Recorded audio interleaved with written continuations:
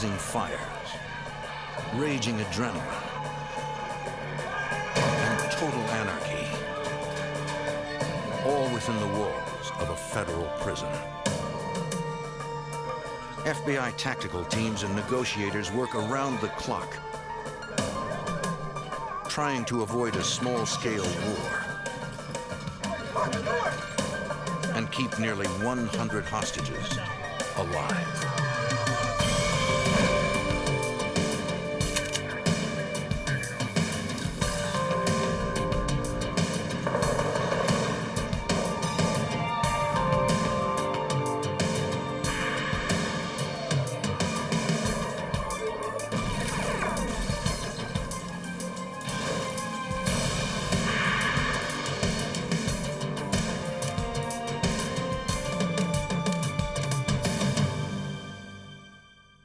In the 1980s, the Federal Penitentiary in Atlanta housed some of the country's most notorious prisoners. 1,800 Cubans fleeing Castro's regime. 400 were hardened criminals. 200 were insane. I'm Jim Kallstrom, former head of the FBI's New York office. Castro called them undesirables. The U.S. government called them detainees. In 1987, they staged a bloody revolt. Now the FBI and special operations teams must infiltrate a burning prison to stop the violence before it rages out of control.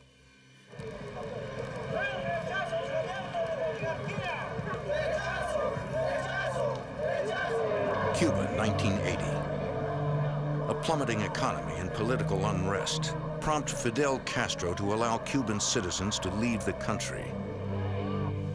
For the first time in history, the notorious dictator permits American boats to enter Cuba's Mariel Harbor. In a 5-month period, over 120,000 undocumented refugees flee the country, heading for Florida. 2,700 are considered criminals or mentally ill under U.S. law. The Attorney General instructs the Bureau of Prisons to find space for them in America's already overcrowded prison system. 1,000 Cuban refugees are sent to the Federal Detention Center in Oakdale, Louisiana. Nearly 1,400 are transported to the Atlanta Federal Penitentiary.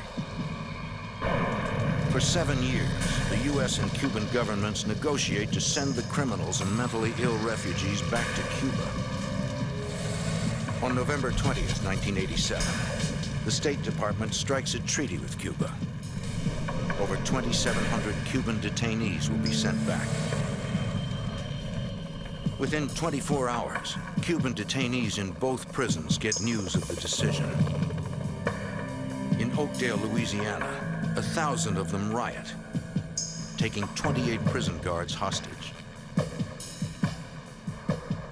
But at the Atlanta Penitentiary, all is quiet. Warden Joe Petrovsky. There was a trust between the detainees and the correctional officers, and that trust was basically the treatment that the detainees got from the correctional officers. Early Monday morning, 3 days after the treaty is signed, prison employee Ted Manier arrives at work. He notices an eerie silence. There were hardly any inmates in the breakfast area. And normally it would be full of inmates were making a lot of noise and talking, and there was hardly anybody in there, so it was really quiet, unusually quiet.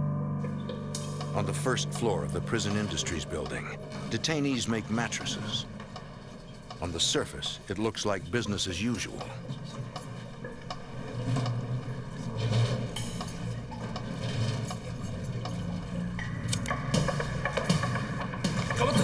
But in an instant, detainees overpower their guards and ignite fires.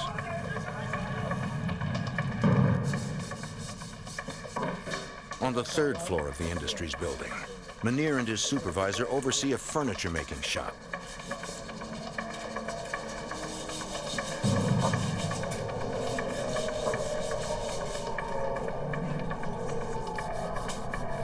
In a matter of minutes, the riot spreads to the rest of the floors. It sounded like a roar, and it was coming up the stairwell.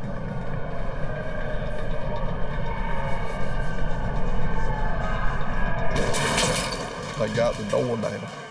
And they just came running in. And they had these hoods over their head, like they were made out of gray t-shirts or gray sweatshirts.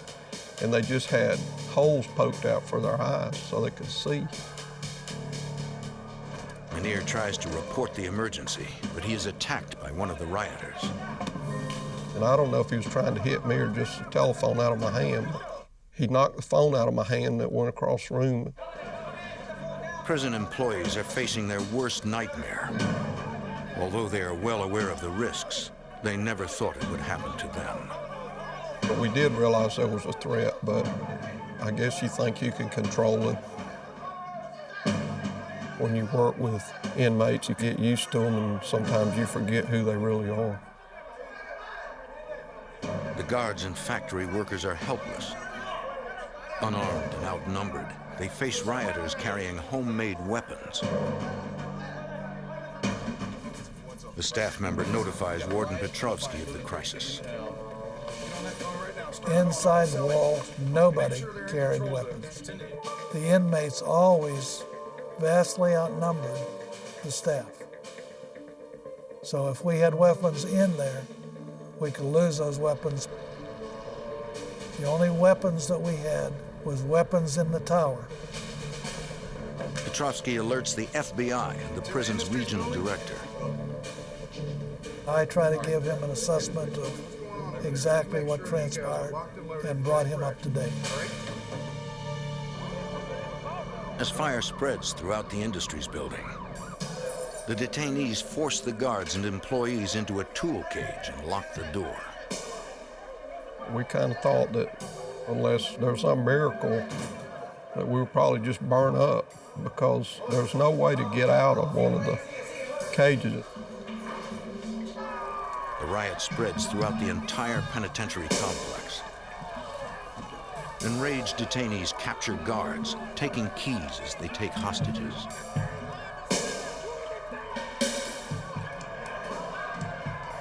They begin to release the regular prison population from their cells. The riot is beyond containment. The detainees now control most of the central buildings. Rioters attempt to gain access to the main cell block, but guards lock down the sally port just in time.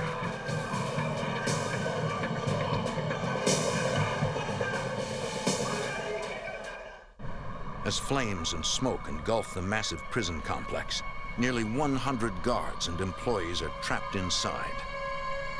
Built at the turn of the century, the Atlanta Federal Penitentiary is the largest penitentiary in the United States. It was a fortress inside that was surrounded by a wall. It raised from the ground approximately 40 feet, and the width on the top of the wall was approximately 3 yards wide. So it was a massive, massive wall. Show me what you got. The penitentiary is built on 300 acres of land, with 28 acres of property inside the walls. Okay, well, we've got guards. Warden Petrovsky needs to figure out exactly where his people are located inside the complex. We had staff members in 11 towers that had very good observation over the entire outside compound, who logged those employees that they recognized in those areas. We started a list of the officers that we thought were hostages.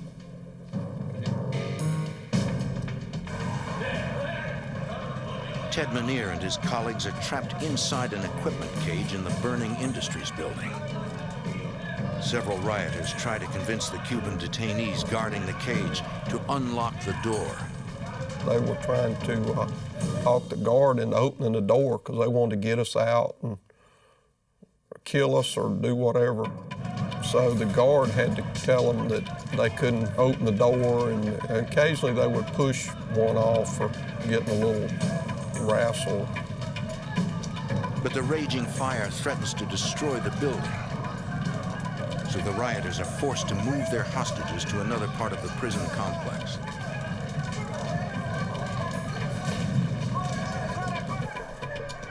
The only route takes them across the yard in clear view of the towers.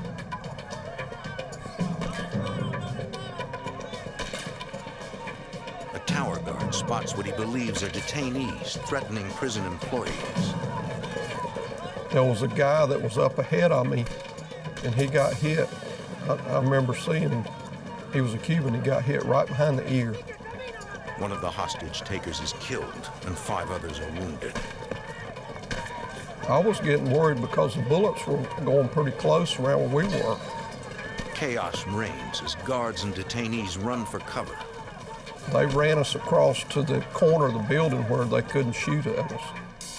And that time they took us in the chapel. Detainees force their hostages into a small room and lock them inside.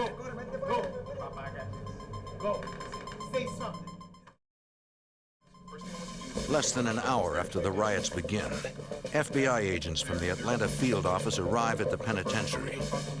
The FBI has jurisdiction over criminal matters in all federal prisons. Warden Petrovsky briefs Weldon Kennedy, the special agent in charge. The first thing that I wanted to accomplish was to find out how many hostages had been taken, how many might be injured, what was the threat to those people who were in fact taken hostage. All of these people were like on an emotional high. I mean, they'd been prisoners for literally 8-10 years. Some of them serving life sentences, and now they're free to roam around the prison. It was like a holiday. This is the area where they... Agent Leon Blakeney heads the Atlanta FBI SWAT team. Agent Blakeney appears in silhouette to protect his identity. Nobody really knew what area that the inmates controlled, and they really didn't know how many hostages were taken. You had 2,500 people housed in that institution. Here's the administration. There were people running around all over the place, and quite frankly, it was chaos. Chaos that had already turned deadly. As agents Kennedy and Blakeney develop their plan to retake the prison, they receive critical intelligence from 2 sources. From FBI agents posted outside the walls of the prison complex, and from prisoners inside the walls who don't want any part of the riot. We began to learn who the hostages might be, where the detainees were holding up, how many were there, what kind of weapons they might have. The detainees have taken the guards' radios, compromising prison communications. Agents and guards switch to a secure frequency. 2 white males and 2 black males. The situation is grim.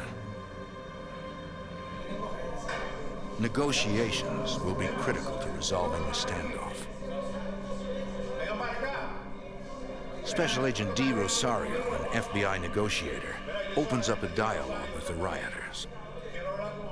Unreasonable demands are being made. The hostage takers want things done now. And that's why it is so important to try to bring them down to a level where they can be reasonable. Can you negotiate with people at that very high emotional level? Generally speaking, no. So we had to give it time. The rioters are emotionally charged, angry over the shooting death of a detainee.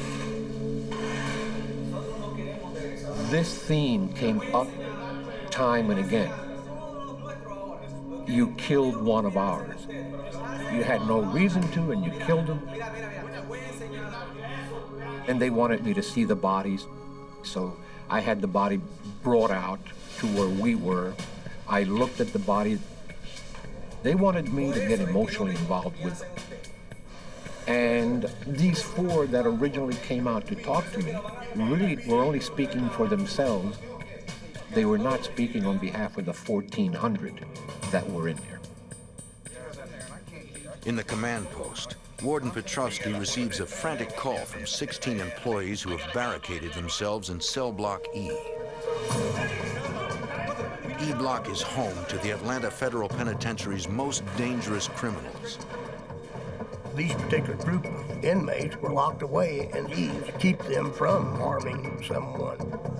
If the detainees get into cell block E and free the inmates, the lives of all 16 employees will be in danger. The E cell block is also home to the prison system's most notorious inmate, Thomas Silverstein.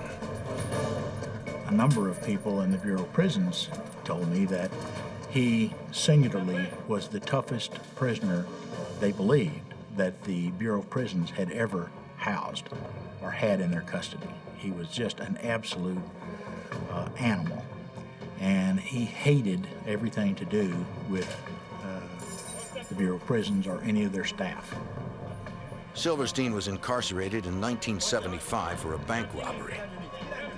Years later, he was sentenced to multiple life terms for fatally stabbing an inmate and a prison guard. Thomas Silverstein was cold and he was a killer. He had two things on his mind: to escape from jail because his crimes were such where he was going to die in jail. And the other objective was to kill people. It was as simple as that. The guards in cell block E are in grave danger. Special Agent Kennedy works with the FBI SWAT team to come up with a plan to rescue them. The SWAT analysis was that they believed that they could go over the wall out of view of the rioting detainees and retrieve those people out of that building successfully. The SWAT team will need ladders to get over the 40-foot-high wall. Special Agent Blakeney calls on the Atlanta Fire Department and a National Guard helicopter crew to help carry out the plan. We put a helicopter up on the opposite side of the prison to attract their attention and at least have some diversion.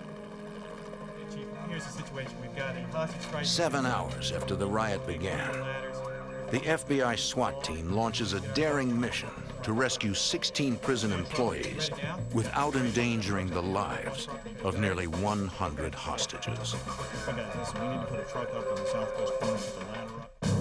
Everybody got it? 7 hours after a riot breaks out at Atlanta Federal Penitentiary, an FBI SWAT team launches a mission to rescue 16 employees barricaded in one of the prison's cell blocks. FBI Special Agent Weldon Kennedy knows that if the rescue attempt is seen by rioting Cuban detainees, it could spell disaster. They would not hesitate to kill hostages if it became apparent to them that we were going to try to retake the prison or retake any part of it. After scaling the wall, the FBI SWAT team approaches cell block E, home to the prison's most dangerous inmates. Guard, come out, guard! Guard, out! SWAT rushes the prison employees out of the building. Keep your head down. Identify yourself when you get down there. Across the prison yard, 27 employees, afraid for their safety, have barricaded themselves inside the prison hospital. Frustrated, they watch as their colleagues are escorted to safety. FBI SWAT team leader Leon Blakeney. You know, they're screaming, frantic, you know, come and get us, come and get us. The director of the Bureau of Prisons urges the FBI SWAT team to go back for the hospital employees. The SWAT personnel informed me that there was a 100% probability that they would be detected going over the wall to try to effect a rescue of the hospital people. We can't protect the other hostages that are being held in other parts of the prison. And my concern was if in fact we were observed, then they would start killing the other employees. Blakeney wants to rescue the hospital staff, but knows it's a risk he cannot afford.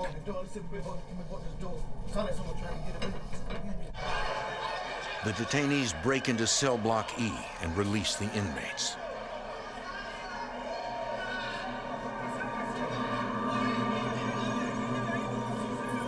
Vicious criminals run free, including Thomas Silverstein, a ruthless killer.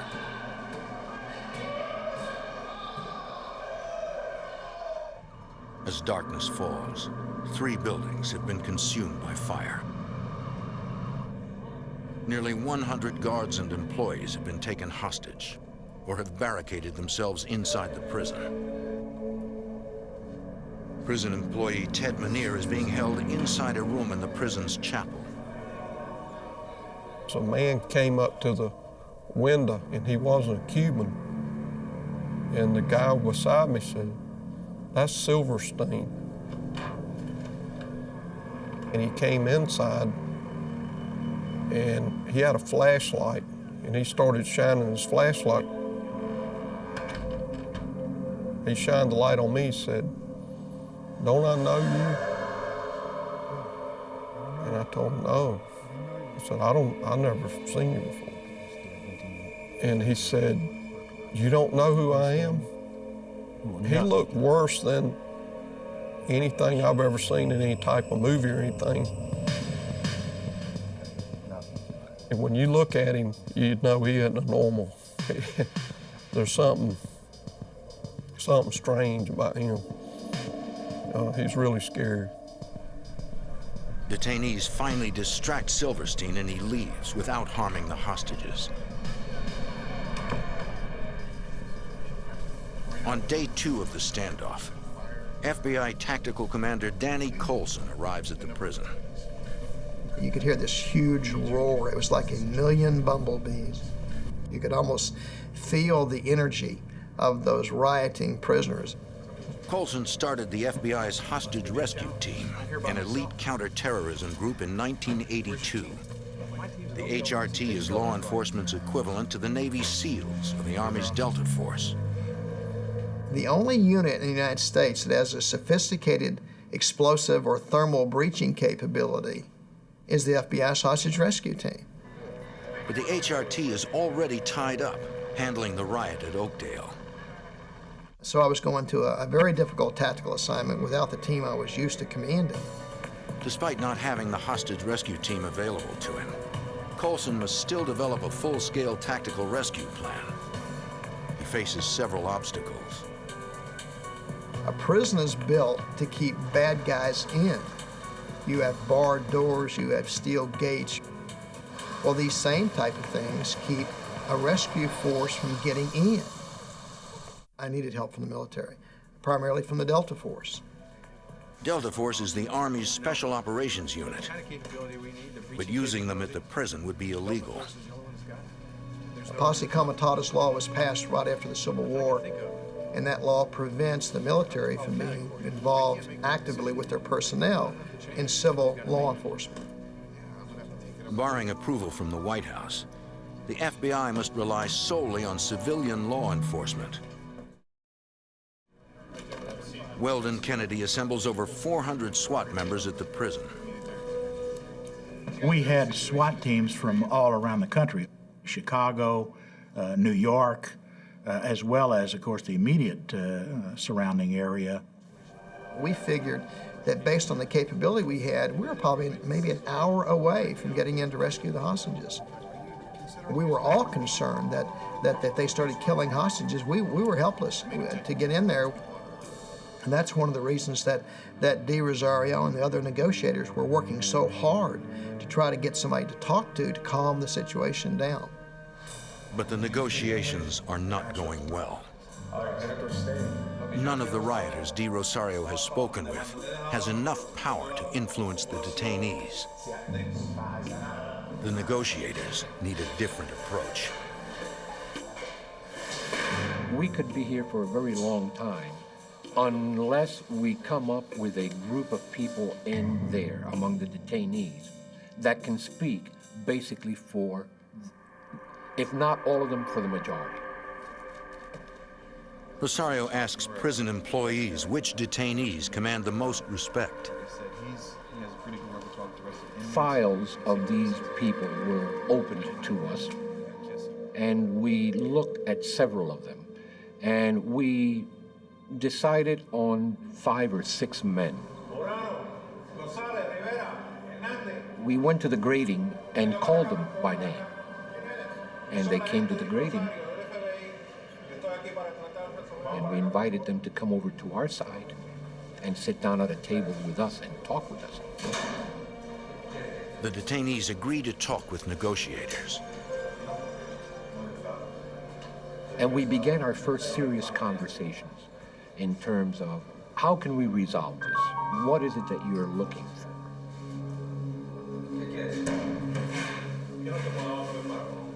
The number one demand that they had was that ultimately the Immigration and Naturalization Service conduct individual hearings for each and every one of them to remain in the United States. It's a straightforward request. Rosario agrees to pass it on to the Department of Justice. As the meeting ends, the negotiator uses a bit of psychology to help solidify the group's standing as leaders within the prison. We decided to give these men the mail that had accumulated since before the riot began. In the penitentiary, daily mail is an important link to the outside world. They went back in there, and we could literally hear the shouting of glee when these guys showed up with 2 bags full of mail. We believe it created in the minds of the others that these guys could get things done for them. And that's where it began. After that, we kept asking for the same men. Rosario is beginning to make progress, but negotiations go slowly. In the prison hospital, 27 trapped employees are out of time. Detainees are trying to break down the door of the hospital with a battering ram.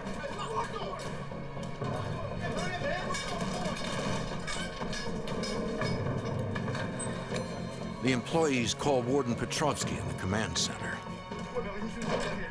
Warden Petrovsky relays the information to Weldon Kennedy. Detainees could break through the hospital doors at any moment.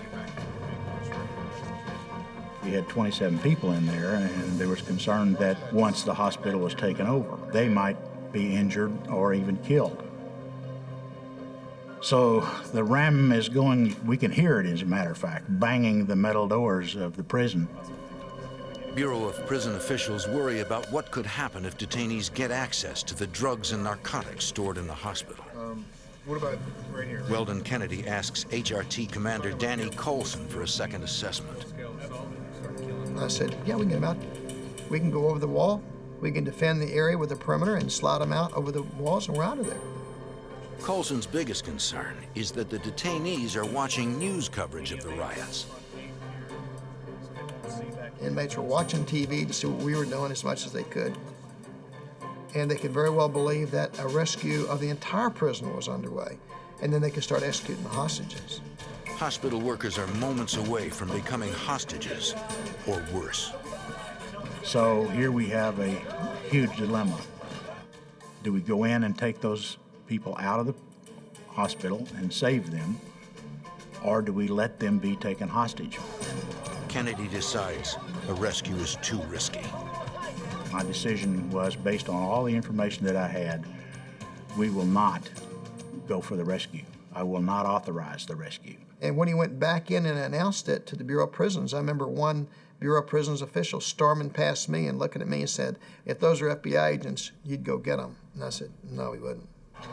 Weldon Kennedy wonders if he has just signed a death warrant for 27 innocent people. For 2 days, a riot rages at the Atlanta Federal Penitentiary. Dozens of Cuban detainees now control the prison. 27 Bureau of Prison employees are trapped in the prison hospital. Weldon Kennedy, special agent in charge of the FBI's Atlanta field office, makes a tough decision. If we entered the penitentiary, if we tried to retake it, there was a threat they were going to immediately kill them all. Kennedy decides not to launch a rescue mission. 2 hours after the decision, communication is lost with the employees in the prison hospital. It's the warden. Pick up if you hear me. I knew that if anything happened to any one of those 27 people, that I would forever live with that as being the person responsible. Guards stationed at the prison towers gather intelligence as detainees move hostages across the prison yard. One guard calls the FBI command post with a disturbing development. A group of detainees is dragging acetylene tanks into a basement where they can access the prison's utility tunnels. Danny Colson is the FBI's tactical commander at the scene. They might be able to bring those tanks, get enough of them underneath our command post where the tunnels ran and cause an explosion, which would have decimated the command post and maybe allowed them to escape. Colson and the FBI SWAT team prepare to go down into the tunnels. The tunnels were designed for two purposes. One is all the utilities went through the tunnels, the steam pipes, the electrical pipes, and they were big tunnels. There were also ventilation tunnels that started big enough for a man to walk in standing up and ended up only a few inches high. Colson and SWAT team leader Leon Blakeney have no idea what they will encounter once they are inside. Prison maps aren't reliable, and communication with agents above ground is not possible. As the team makes their way through the underground maze of pipes, they encounter a group of detainees. Leon Blakeney. Once we got in the tunnels, we discovered then that in fact the Cubans were in there. And oftentimes we'd come in very close proximity to them, within 10 feet of them. There would be a bunch of them and we'd confront them, and fortunately every time they'd turn around and run. The SWAT team is unable to find the acetylene tanks in the vast underground system, but they are convinced the detainees are exploring the tunnels for a possible escape route. We decided that the tunnel system was a real threat to the successful resolution of the crisis. Ultimately, we were able to station SWAT teams down there. The Chicago SWAT team handled one part of the tunnel system, and the Washington Field Office SWAT team handled another part of the tunnel system. On day 3 of the standoff, Danny Colson receives intelligence from agents with high-powered binoculars positioned around the prison. The detainees have moved nearly all the hostages to a building known as the American Dorm. Colson begins to formulate a tactical rescue plan. What do you think what can it... Outside the prison, crowds gather. Families of the hostages, the prison guards, and even the detainees wait for information about their loved ones. The media covers breaking news from the penitentiary. There was hundreds of media people there. There were networks, there was local TV. They established a tent city right across the street from the prison. A single reporter and a simple error threatened to bring the standoff to a violent end. Special Agent D. Rosario. The New York SWAT team was coming off shift, and the Chicago SWAT team was coming on shift, and they passed each other right at the steps of the administration building. And it looked impressive because there was two very large groups of armed men, all dressed in black. A local reporter in Atlanta is watching this and sees these 40 or 50 men dressed in SWAT gear going up the front steps, and jumps to the conclusion and says so on live TV that, well, there they go. Looks like the FBI is going to retake control of the prison. When the detainees see the media report, they take immediate action. They brought several hostages out to the yard. And for the benefit of our cameras, so we could see them, they brought these hostages out and they poured gasoline over them. And then they took their cigarette lighters out and began clicking whilst literally screaming at us, "If you want to assault us, go ahead. As soon as you do, we're setting fire to these men." Without knowing it, a young journalist may have just made a mistake that could cost the lives of nearly 100 innocent people.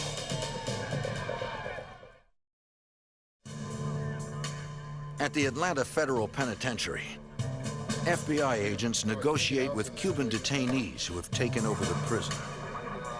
The lives of nearly 100 hostages hang in the balance. On day 3 of the standoff, a journalist's error ignites a crisis. FBI Tactical Commander Danny Colson. All along, our negotiators have been telling the Cubans that we weren't coming in, that we wanted to negotiate and wanted them to surrender, and now a reporter is saying we're coming in.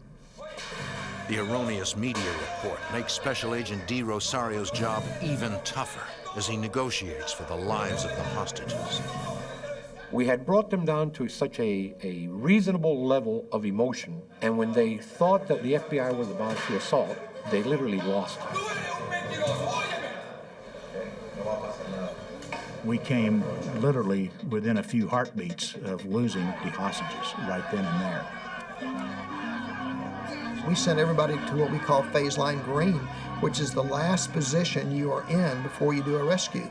It was like a spark that was about to ignite this terrible inferno of energy we had built up there. I had to convince them that no such assault was going to take place, and that, you know, if things were going so well and so positive, why would we even think about assaulting them? After 3 tense hours, the rioters agree to continue negotiations and spare the hostages. We're just lucky that our negotiators were able to calm them down and we didn't have any loss of life. For Colson, the close call is a warning sign that the standoff could explode into a full-scale riot with very little provocation. At the end of day 3, he obtains presidential approval to deploy Delta Force in a civilian crisis. The Special Operations Team arrives in Atlanta disguised as FBI agents. There were 3 things that I desperately needed from them. The first was their breaching capability. They had all the breaching capability that would be necessary to get back into that prison to do a dynamic rescue. They had the ability to use explosives to blow steel doors down or blow locks out. They had the ability to use thermal devices to cut in an instant through steel and cable. The second thing I wanted was their sniper capability. When we went into that prison, if we had to go in, I wanted the very best snipers I could find doing cover for my men as they went in. The other thing is they have tremendous medical capability. They travel with a complete hospital. They set up with the doctors, nurses, emergency equipment, the latest state-of-the-art everything. If Delta Force or FBI teams engage the detainees in combat, the military hospital is prepared to treat any injury. They can bring their doctors right in with us. They can pop a chest and do open heart surgery right there in the premises if necessary. For the next several days, Delta Force snipers keep the detainees under constant surveillance. The rioters are working 24 hours a day, making weapons by the thousands. There's all kinds of steel inside the prison, and they were very resourceful with the equipment. They ground weapons into spears. Each one of them must have had at least 2 weapons. Delta Force sets up surveillance cameras all over the complex to track the movement of the detainees. Agents look for ways to get closer to the areas where the hostages are being held.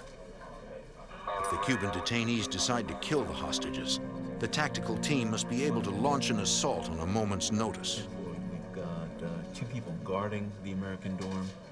This is not something where you play a video game and after it's over, you hit your reset button and everybody's alive again. You're talking about the lives of human beings here, and you have a tremendous responsibility to try to get those people out. Colson and Blakeney go back into the tunnels underneath the prison. One of the tunnels leads to the prison's electrical room. It's located right outside the American dorm, where most of the hostages are held. We were literally on the other side of the window from inmates that were right across the walkway from where the hostages were being held. By doing that, we moved our response time from half an hour to 10 seconds. It was a tremendous leap in our capability at that point. With the FBI SWAT teams and Delta Force in place, they will be in a better position to protect the hostages if negotiations break down. Until they start harming a hostage, there's no reason for us to try to gain forcible entry to save these people. We therefore will wait as long as it takes. The rioters have enough food to survive for up to a year. The day after Thanksgiving, they erect a Christmas tree on the roof of the building. That was very disheartening to us. Maybe they didn't intend it psychologically to be that way. We interpret it as, we are going to be here through Christmas. On day 8 of the crisis, prison guards stationed in the tunnel hear the sound of a drill. One guard recognizes the voice of Thomas Silverstein, the most vicious inmate in the federal prison system. They think Silverstein is searching for a way out. We knew he would absolutely kill a hostage if it would help him escape. Weldon Kennedy asks Danny Colson to go back into the tunnels to apprehend Silverstein. So we walked down the tunnel and we did a tactical formation going down the tunnel. We had lights on our weapons. Suddenly we noticed there was water on the floor, and then the water started getting deeper, and it was over the tops of our shoes, and then over our ankles and up to our knees. Then what we finally realized is that that tunnel was actually flooded. The water flooding the tunnels had been dumped by National Guard helicopters to fight the fires. Looking further into the tunnel, he can see water fills it to the ceiling. He knows there is no way Thomas Silverstein can be in there. And what they were hearing was there were tubes, ventilation tubes, that were above the water line. So the guards were actually hearing his voice, but we knew he wasn't going to get out. Still, Colson knows that Silverstein is as dangerous inside the prison as he is on the outside. He was a sociopath, and he'd proven he would commit murder. So had he done that, had he attempted to harm a guard or anybody else in there, it would have caused us to have to go in and launch a rescue we didn't want to have to launch. And then again, we were faced with significant loss of life. Knowing Thomas Silverstein is such a dangerous wild card, FBI negotiator D. Rosario must convince the detainees to turn him over. United States, okay? I emphasized and kept re-emphasizing the fact that Tommy Silverstein could become a very grave liability to the Cuban detainees and to their cause and to what they were trying to attain. I was told that they would think about it. Rosario tells the rioters that until Silverstein is back behind bars, the hostages are in grave danger. As long as the vicious killer roams free, the standoff could come to a sudden and violent end. More than a week into the intense standoff with Cuban detainees at the Atlanta Federal Penitentiary, FBI negotiators worry that a dangerous American prisoner could jeopardize a peaceful end to the conflict. What I suggested to them was that at some point or another, it would be in your best interest to turn Tommy Silverstein over to us. Special Agent D. Rosario tries to convince the rioters that Silverstein is a serious threat to prison employees who are being held hostage. The American inmate is jeopardizing their position in the negotiations.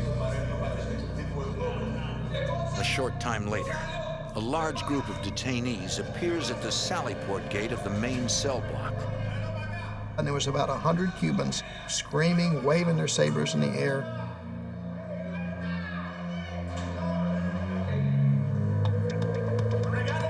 And I could see they had Silverstein.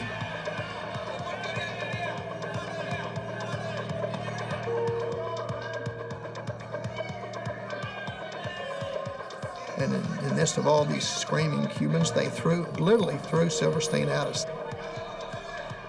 Detainees tell agents how they captured Silverstein. So they gained access to the pharmacy. They took some narcotic. They put it in a can of fruit cocktail, which he was known to like, and fed him fruit cocktail laced liberally with this drug, which in effect knocked him out. The FBI viewed Silverstein's capture as an act of good faith. That told us a lot. They don't want to hurt the hostages. It showed the negotiators that these Cubans were responsible. They were willing to do things to cooperate with us in order to reach a common goal, which is a great step in any negotiation process. On December 1st, a separate riot at Louisiana's Oakdale Penitentiary is resolved. The Cuban detainees incarcerated at Oakdale agree to release their hostages if the INS will review their cases. The government of the United States, through the voice of the Attorney General, told them, you know, it's not unreasonable to give you a hearing. D. Rosario offers the Atlanta detainees the same deal.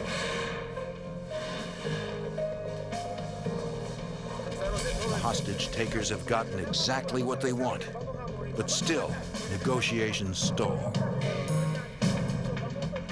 Audio surveillance reveals the rioters think the FBI will not use deadly force to remove them from the prison, that they would have a fighting chance to overpower federal forces.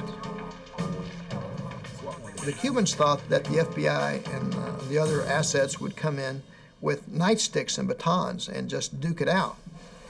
The next day, Colson decides to send the hostage takers an indelible message. The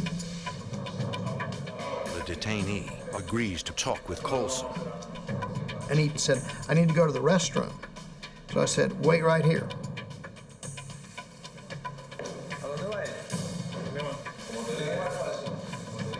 So I went around the barrier and I got the Marshall's SOG team and the New York City SWAT team. I got them all up and I said, put on all your gear and line up along the walls and look mean. And he walked around that barricade, and when he walked down that corridor, he literally jumped off the ground. I said, this is not gonna be a nightstick duel with your swords. We're gonna use deadly force.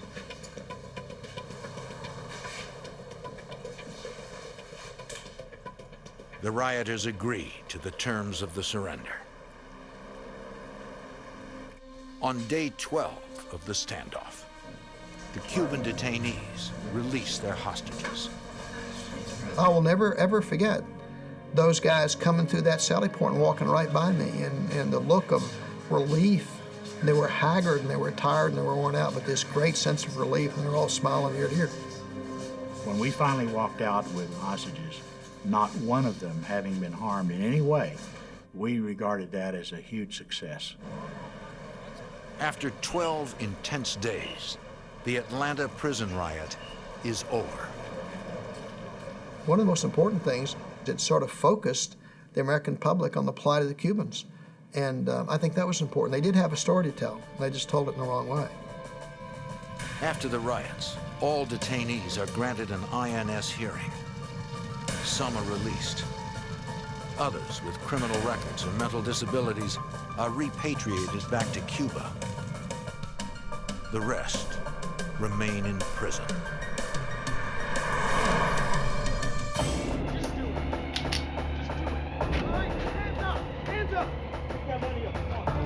A series of crimes in a small farming community left people reeling in shock and fear. As the hunt for the suspects expanded, they turned to the FBI for help. They traveled over 1,000 miles to find the deadly perpetrators before more innocent victims crossed their path.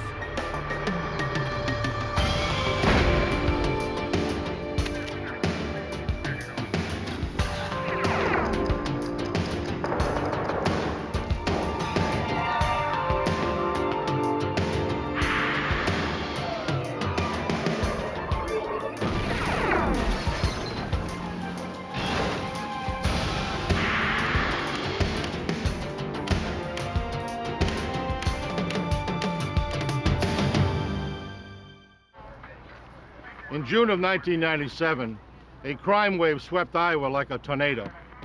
It left a trail of robbery, kidnapping, and murder in its wake. And then it moved on. No one knew where. I'm Jim Kallstrom, former head of the FBI's New York office. The FBI committed its resources to tracking down the suspects. By the time they were identified, they already had a 12-hour lead. The pursuit would take the FBI across 6 states in their efforts to catch the killers.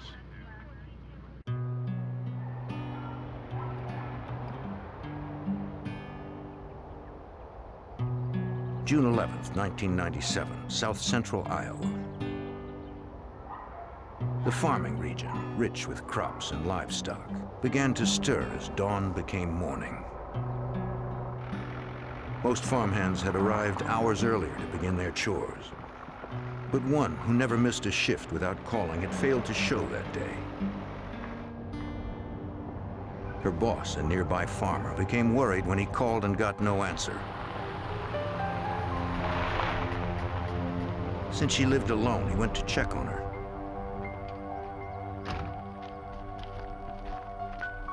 He noticed her pickup truck wasn't there, and the front door was ajar.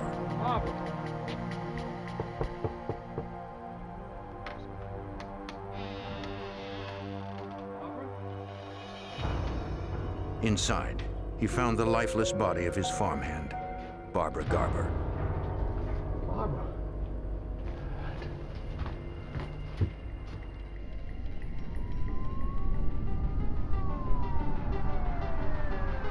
Mahaska County Sheriff's Chief Deputy Paul DeGeest responded to the 911 alert. In 20 years of law enforcement, I've been involved with about 5 or 6 homicides. So it's not something that happens a whole lot in Oskaloosa, Iowa, or Mahaska County. When we went into the living room, we observed Barb Garber's body. She was sitting upright, fully clothed in a chair. She was leaning over to the left side, and there was blood coming from her head. The sheriff called specialists from the Iowa Division of Criminal Investigation to process the scene. The middle-aged woman had been shot 4 times at close range while she sat in the chair. Technicians recovered .22 caliber shell casings close to the victim. At her feet, they found her half-eaten breakfast. The absence of defensive wounds on the body indicated the farmhand had put up no struggle, according to Iowa Special Agent Michael Barrier. The house did not appear to have any forced entry. It looked like someone had just entered the house, either been let in or had gotten in without having to break in. The residence had a lived-in look but was not ransacked, and there was nothing obviously taken from the residence other than her vehicle was missing from the driveway. Green pickup truck. The farmer described the victim's vehicle as a late-model dark green pickup truck. And that was her personal truck? Yes. Detectives issued a be on the lookout for the missing truck to all law enforcement in the area. Vehicle, a station wagon. As you were coming down this road? Yeah, coming along this road here. Investigators spoke to her closest neighbor, who lived a quarter-mile down the road. She had noticed something earlier that day when she was on her way to work in the pre-dawn hours. All the way down there. She saw an unfamiliar blue hatchback or station wagon backing out of Mrs. Garber's driveway. But she didn't see who was inside, and she didn't get the license plate. This vehicle was described as a older, not in very good shape, station wagon type vehicle, blue in color. The vehicle was not a vehicle that had been seen at the Garber residence before and was not really associated with the Garber residence, and so we felt that it may be and probably was a suspect vehicle. As police were talking to the neighbor, an alert came across the police radio. What you got? Okay, I'll be en route. A bank 5 miles away in the hamlet of Gibson had just been robbed. Deputies from 2 counties responded.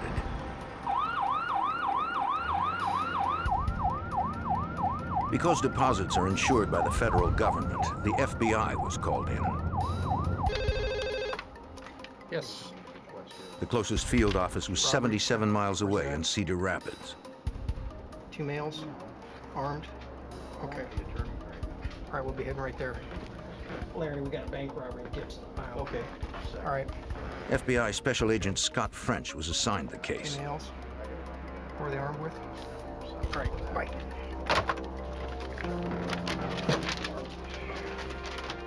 The small savings bank in Gibson had just opened for business for the first time that day to the town's population of 70. Down south here. Right there. It has one paved road to the community of Gibson. The rest of the area is surrounded by farmland with a few gravel roads leading away from the community. It would take Agent French over an hour to get there.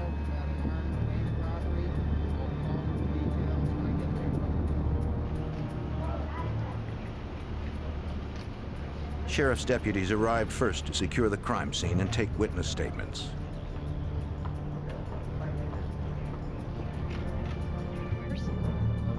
Bank employees told investigators that the robbery had occurred at about 10 a.m.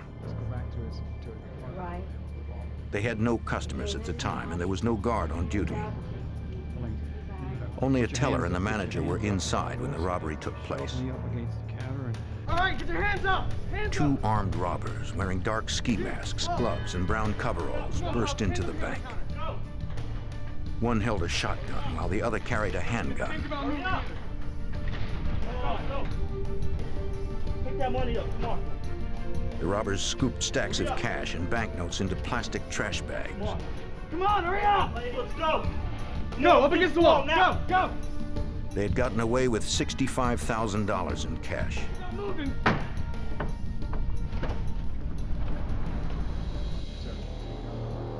Though they wore masks, bank employees believed both men were white males. The Gibson Savings Bank did not have any security system.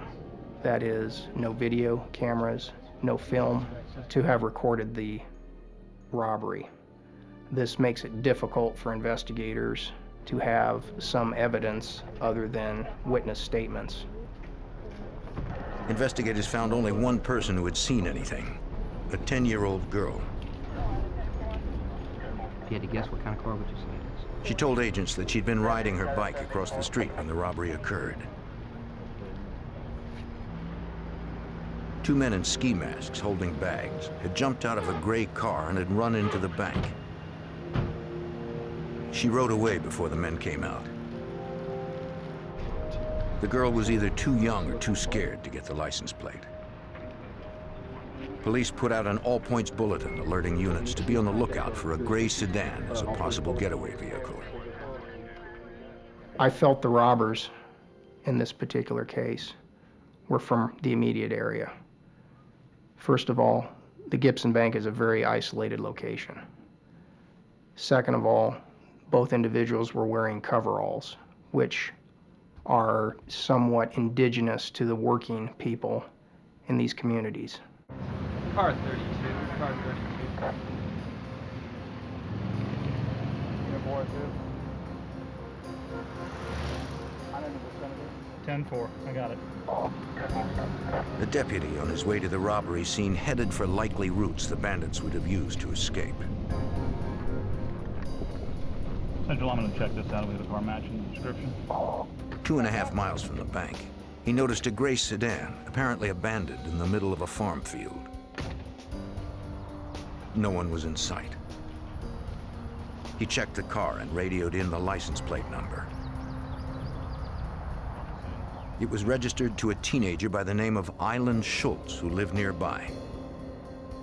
He thought it was extremely unusual that this vehicle would be sitting where it was. And knowing that they were only just a couple of miles away, he drove to their house. Iowa communities are tight-knit, and the officer happened to know the Schultz family. At the teenager's home, he got no response. The deputy found the front door unlocked. Island?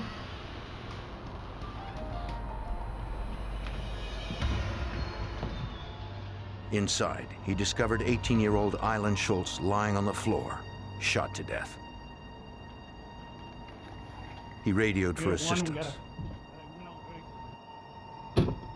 Mahaska County Chief Deputy Paul DeGeest felt strongly that this second homicide was likely related to both the first murder and the bank heist. We're relatively sure in our own minds that these were all connected. They were in a 5-mile radius of each other. And again, that's just not something you see a lot of in rural Iowa, where you would have 2 bodies and a bank robbery all within a matter of 2 hours.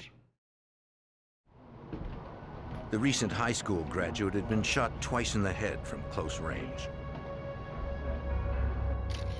An audio cassette and 2 .22 caliber shell casings, the same caliber found at the first murder scene, were recovered close to her body. Like the earlier homicide, investigators found no indication of forced entry and no defensive wounds on the young girl. Iowa Special Agent Michael Barrier discovered another important connection to the first murder victim, Barb Garber. A neighborhood canvass in the area of the Schultz residence gave us information that a green pickup truck, newer, in good shape, was seen parked in the Schultz driveway at about 9:30 a.m. that morning.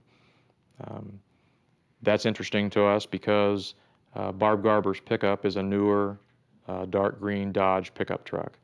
And so we believe that after her truck was stolen from her residence, that it ended up at the Schultz residence. And that tied the 2 homicides together. Both bodies were sent to the county medical examiner for autopsy. Analysis of the bullets confirmed what investigators had suspected. Each victim had been killed with the same weapon, a .22 caliber semi-automatic pistol. The FBI and local investigators assembled a command center in the Mahaska County Sheriff's Office. They set up a hotline and contacted the media with a description of the farmhand's late model dark green pickup truck. We occupied a large debriefing room, which acted as a command post. We began to collate leads that were coming in from all parts of the community. There was also significant media attention at this point, which increased the volume of phone calls that were coming in. Deputies chased down dozens of leads. One was from a teenager who had seen a green truck that fit the description of the farmhand's pickup. He was in the town of Oskaloosa in the late morning when he noticed the truck drive past with 2 men inside. The witness didn't see their faces and he didn't get the license plate. It wasn't much to go on since that particular truck was so common in the area. We received dozens upon dozens of sightings, most of which turned out to be absolutely nothing. It was just a green 1997 pickup. And everybody that was driving one at some point in time that day in the Mahaska County area was stopped. Everyone except the driver of the murder victim's truck. Investigators fanned out to search the various small towns in Mahaska County for more promising witnesses. They found one who said he noticed something at around 10:30 or 11 on the morning of the crime spree. He saw a dark green pickup truck near the town of Oskaloosa. The witness identified the driver as a local man whom he'd never seen in that truck before. He claimed there was a passenger inside, but the truck pulled away before he could see who it was. The individual who reported it recognized the driver of that truck as being Jamie McMahon, a person that he knew, and knew well enough to have recognized him and was positive that it was Jamie McMahon. He also said that there was a second individual in the truck, but he could not get a close enough look to tell whether it was even a man or a woman, just that there was a second person in the truck. Hey guys, what I want to do is, Don, I want you to take background on Jamie. At the end of the first day, investigators now had the name and face of a possible suspect in the 2 killings and bank robbery.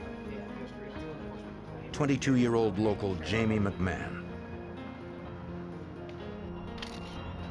Agents and detectives hoped they could catch up with him and his unidentified accomplice before any more lives were lost. On June 12, 1997, the day after 2 Iowa residents were killed and a bank was robbed, the FBI and local authorities had the name of a possible suspect, 22-year-old Jamie McMahon.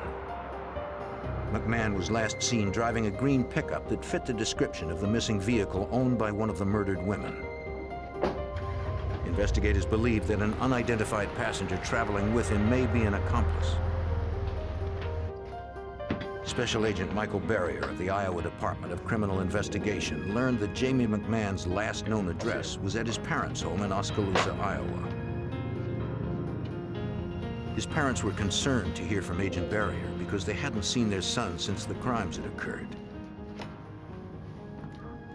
When we spoke to friends and family about Jamie McMahon, we found that he had been a good kid, hard worker, but that in the past few months prior to these crimes, his personality had changed somewhat, that he began to lose weight, that he had stopped working, and that it just appeared that he was having problems. You mind if I Investigators arrived at McMahon's home to search the house and find out more from his parents. This won't take long for you to provide us some help. Over the past several weeks, McMahon had been spending a lot of time with his 18-year-old stepbrother, Christopher Kaufman. Kaufman lived close by, but the two had different sets of friends and normally didn't see each other much. Lately, they'd been inseparable. Now, both were missing. These are good. Because the bank had been robbed by 2 individuals, and because the witness had seen McMahon driving a truck with a second individual, we just had to assume that Chris Kaufman was the second person with Jamie McMahon. Detectives interviewed McMahon's friends who remembered seeing him with Christopher Kaufman late on the night before the crimes, driving an old blue station wagon. One friend had lent McMahon the car for the past few months, since the suspect couldn't afford one, according to Mahaska County Sheriff's Chief Deputy Paul DeGeest. This vehicle was a blue station wagon, which would appear to be a hatchback type vehicle if you just drove past the back of it. This would also tie in with the vehicle that the neighbors seen in Barb Garber's driveway earlier that morning. Investigators searched the car, but found no evidence that physically connected McMahon or Kaufman to Barbara Garber's murder. Any unusual behavior? McMahon's friends mentioned that he had always wanted a dark green pickup like the victims, but the sticker price was out of his range. Jamie had an infatuation with this particular type of vehicle. Earlier that year, he had one on order that fit the same as what Barb Garber's was and did not have the money to pay for it, so he canceled the order. His friends added that the day before the murder, McMahon had stopped by with Kaufman to borrow something else.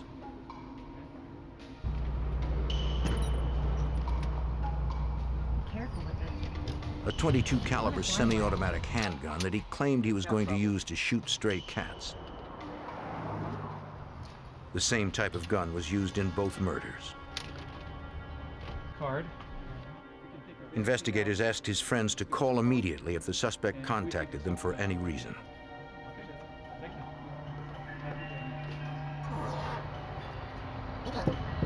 Authorities learned from several other friends that the suspected murderer had recently been abusing the drug methamphetamine.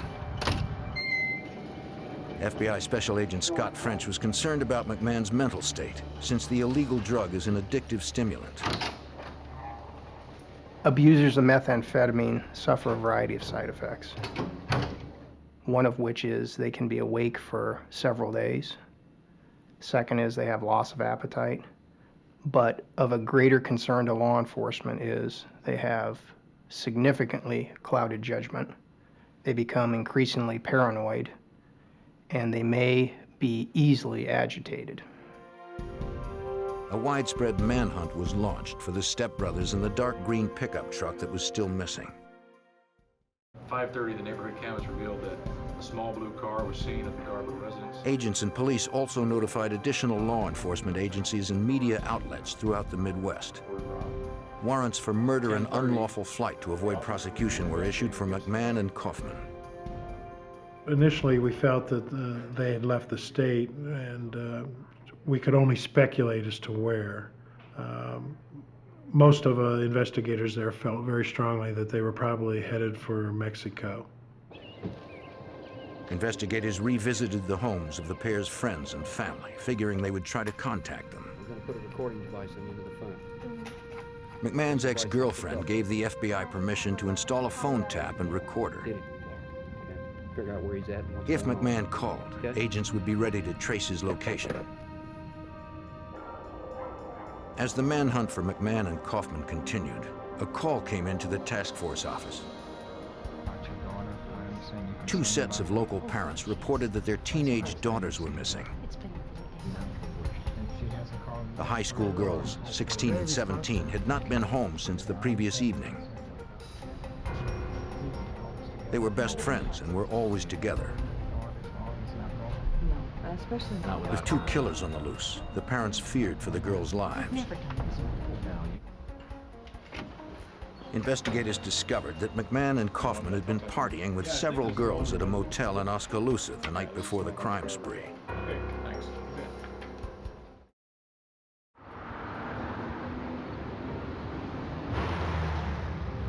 At the motel, a clerk told investigators the girls had stayed overnight and were still in the room on the morning of the crimes.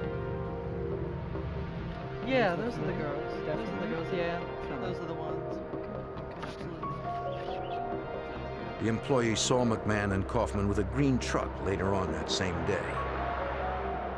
She said the two girls left with the stepbrothers. Yeah. Investigators issued another nationwide bulletin that the fugitives McMahon and Kaufman were last seen in Iowa traveling with two teenage girls. We were concerned for the safety of the girls. I believed at the time that if Jamie McMahon was willing to kill someone he knew, that the girls may be in danger. Investigators responded to a promising tip that came into the hotline. McMahon and Kaufman had been spotted at a trailer several miles away from their family home. Investigators had no way of knowing if they were still armed, high on methamphetamine, or if the teenage girls were still with them. Not wanting to take any chances and not knowing their mental state, we had the FBI SWAT team come in. Basically, we surrounded the cabin and came in from several different directions. Heavily armed agents hoped for the best, but were prepared for the worst. Officers yelled for McMahon and Kaufman to come out. There was no reply. The police team stormed in, ready to use deadly force. In June of 1997, the FBI and Iowa investigators stormed a trailer in a remote field on the second day of a nationwide manhunt for 22-year-old Jamie McMahon and his 18-year-old stepbrother, Chris Kaufman. The pair were suspected in 2 murders and robbing $65,000 from a bank. 2 missing teenage girls were believed to be with them.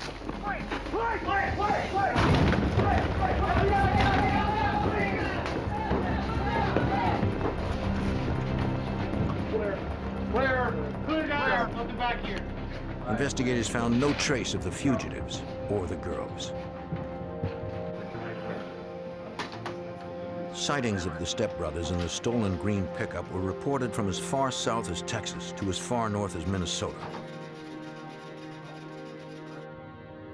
With $65,000 in cash and a 12-hour lead, Iowa Special Agent Michael Beria realized the pair could be anywhere by now. We were unable to really come up with any place that they may go. We had information that they might have gone to Minnesota. We also had information that they may have friends or relatives in Florida, but we didn't really have any solid direction of travel where they went.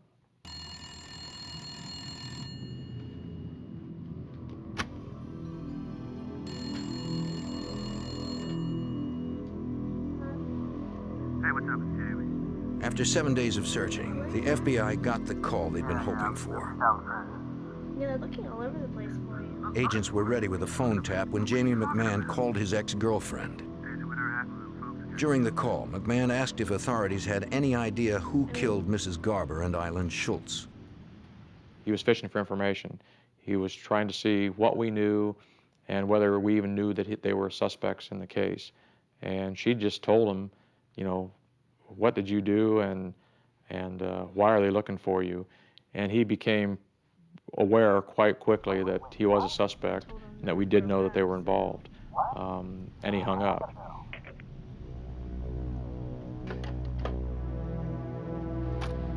The agent called his supervisor at the Mahaska County Command Center. FBI Special Agent Scott French learned McMahon had been on the phone long enough to trace his call.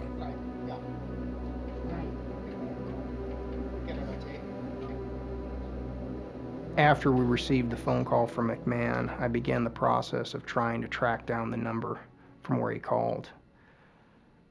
At some point, we reached a snag with a phone company outside the area, wherein they could not determine or provide the number until the following day. Agents learned that the suspected killer had called from a hotel in Kissimmee, Florida.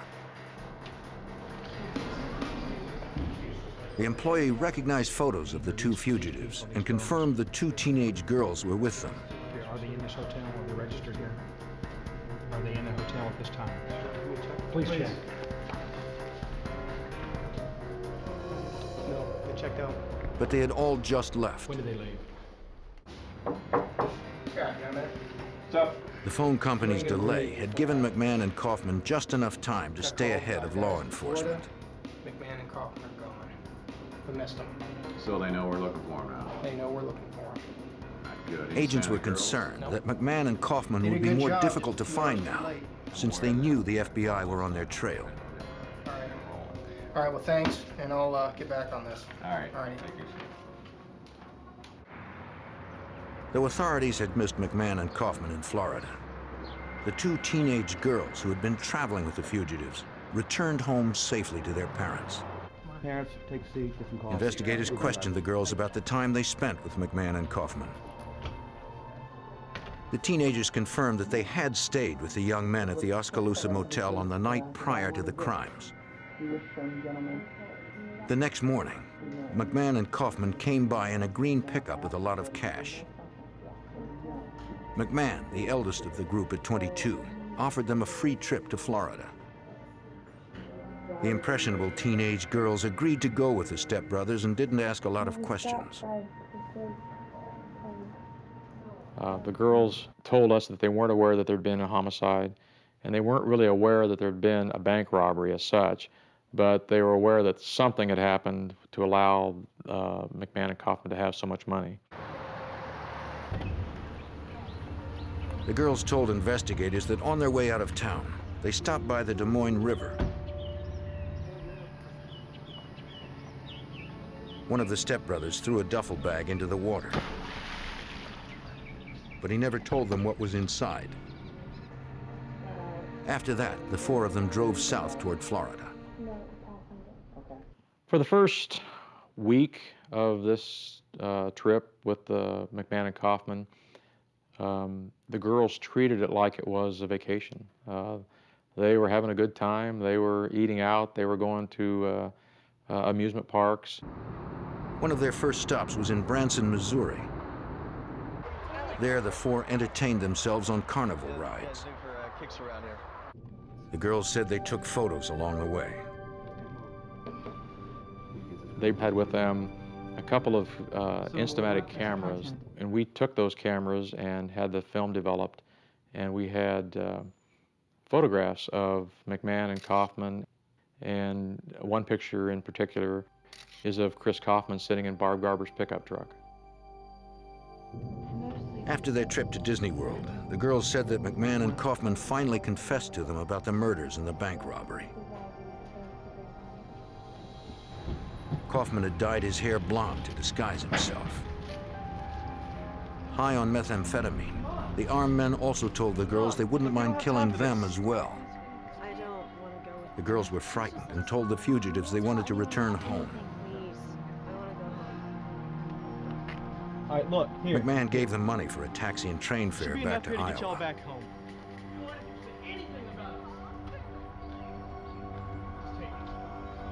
They told investigators they had no idea where the stepbrothers were headed.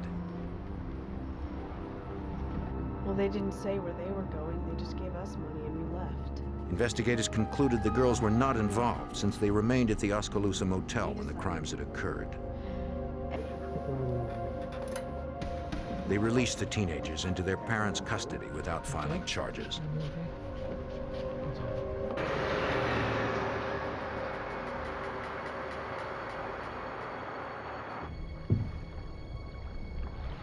On the Des Moines River, an off-duty Iowa trooper happened to come across a bag in the water.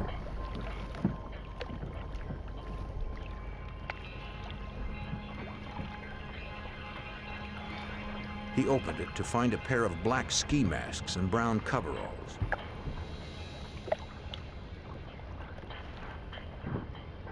The officer also found a wallet with a driver's license. He contacted police and gave them the evidence. The wallet and driver's license belonged to the murdered Island Schultz. The clothing matched what the robbers were wearing when they made off with $65,000 in cash from an Iowa bank. Jamie McMahon and Christopher Kaufman remained the prime suspects, and they were still out there, armed and strung out. On June 30th, 1997, 19 days after the search for McMahon and Kaufman began, a call came into the Escambia County Sheriff's Department in Florida. A motorist in Pensacola wanted to talk to police. Everybody involved in this that you can, okay? He told them he was driving on a nearby highway when he noticed a green pickup. The night before, he had seen a story about the manhunt for McMahon and Kaufman on television. The truck seemed to fit the description of the fugitive's vehicle. The motorist pulled alongside to get a closer look.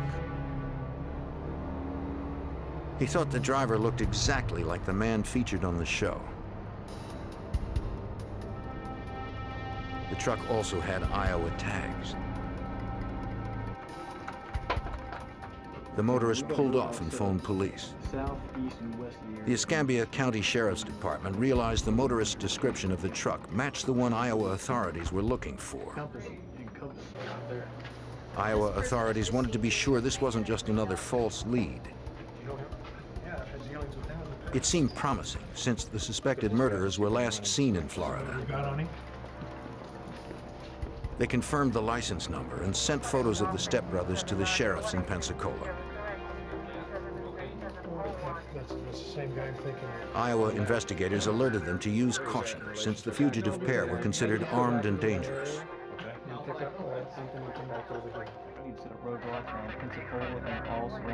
An urgent be on the lookout was issued for the green truck in the Pensacola area. Deputies searched local roads, shopping centers, and motel parking lots for any sign of the fugitives or the stolen green pickup truck.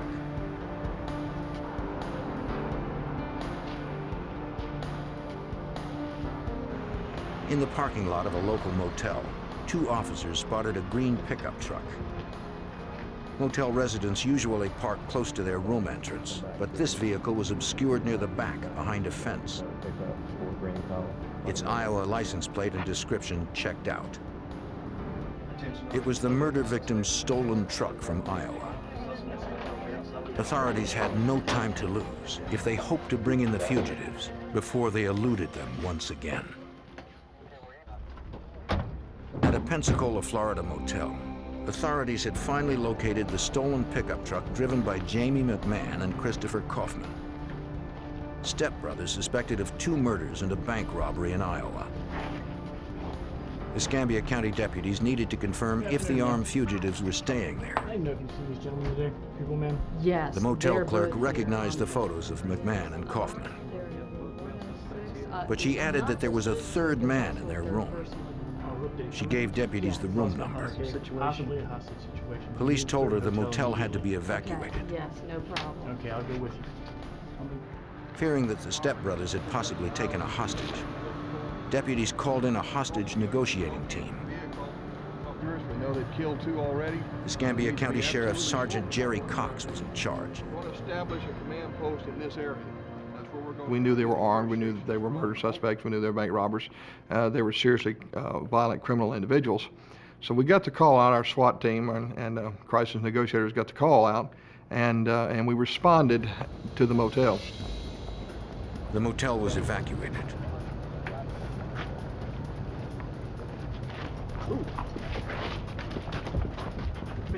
The hostage negotiating team set up an emergency center nearby.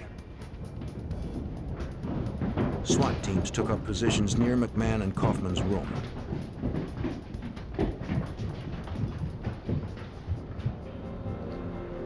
Snipers set up on a nearby roof.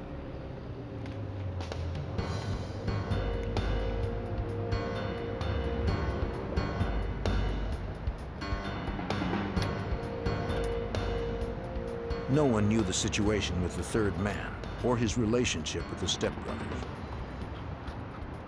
They had no way of knowing if they were all still inside.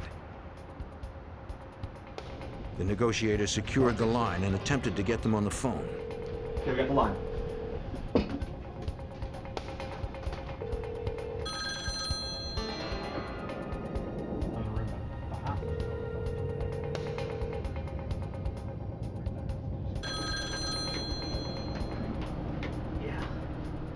From the man's tone of voice, the negotiator believed he was likely a hostage.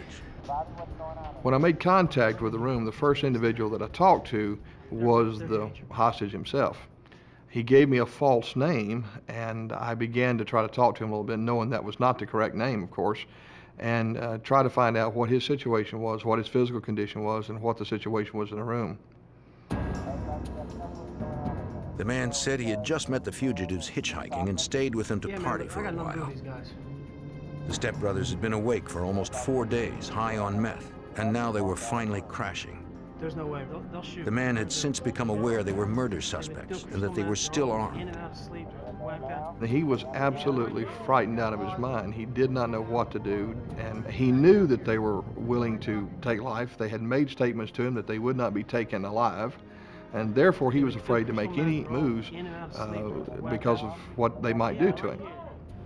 Bobby? The negotiator tried to convince him to leave the room, There's 2 other guys. that the rescue team would be at the door when he emerged. While the man considered what to do, McMahon woke up. Meth all night. Well, yeah, one of them's getting up. But it's cops, man. You guys gotta let me out of here. What? One of my major concerns was the fact that they were known drug users and had been partying for a number of days.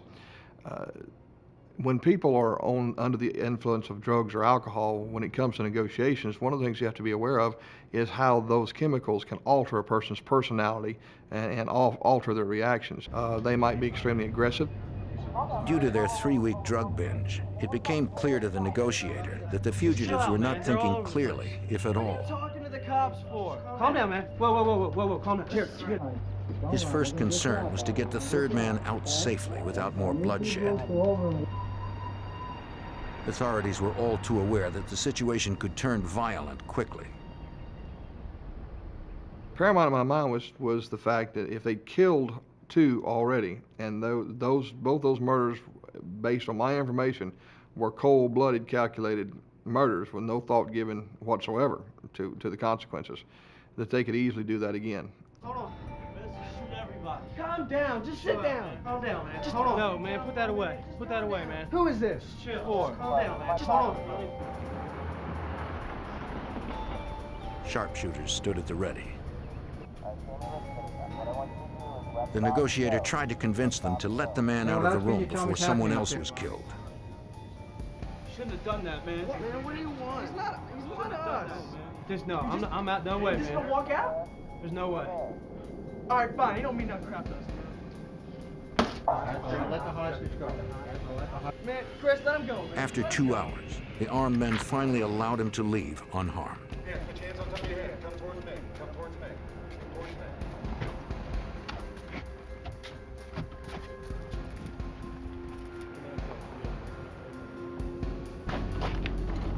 SWAT members spirited the hostage out of the line of fire to where the negotiators continued to work. The hostage said he met the fugitives in New Orleans and had been with them for several days. He said they had a lot of drugs and a lot of cash in the room. They only had one handgun as far as he knew. With 2 armed fugitives still barricaded in the motel room, a peaceful resolution did not seem likely. In June of 1997, hostage negotiators and a SWAT team surrounded a Pensacola, Florida motel where 2 armed fugitives wanted for 2 murders and a bank heist in Iowa remained barricaded inside their room, strung out on drugs. Escambia County Sheriff Sergeant Jerry Cox was the lead negotiator. The most difficult segment of the negotiations for me was to try to overcome the emotional state that they were in as a result of their drug use, their prolonged activity of being awake for so long, and to try to direct them in a peaceful resolution. He spoke to 18-year-old Christopher Kaufman for some time. This is Chris. We're gonna kill everybody. The young fugitive was aware that he was surrounded by police. Sergeant Cox tried to convince him to do the sensible thing and come out unarmed. But one of the things I was able to learn from Kaufman was that he was tired, that he was just too physically and mentally exhausted to be making an awful lot of decisions. Worn out, Kaufman passed the phone to his 22-year-old stepbrother, Jamie McMahon. Hello? What? The negotiator noticed that McMahon seemed more lucid, more mature than his younger brother. He used it as a hook to separate the two. So I told him, I said, it's obvious to me that you're the one who's running the show in there.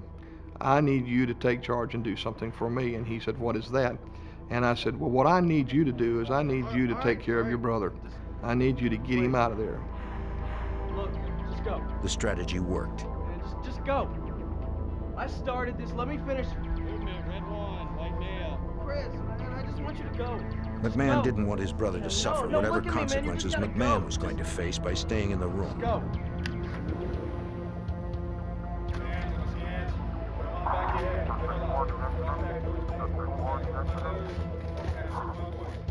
SWAT members secured Christopher Kaufman. Now, only his stepbrother remained. McMahon teetered between indecision and despair.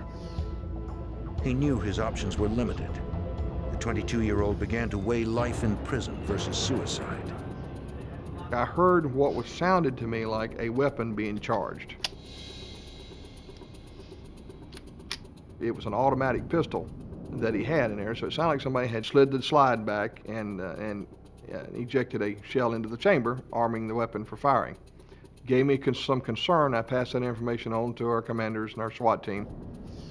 McMahon's judgment was clouded. You there? He didn't want to spend the rest of his life behind bars. No, man. Confused and desperate, he looked to the negotiator for guidance.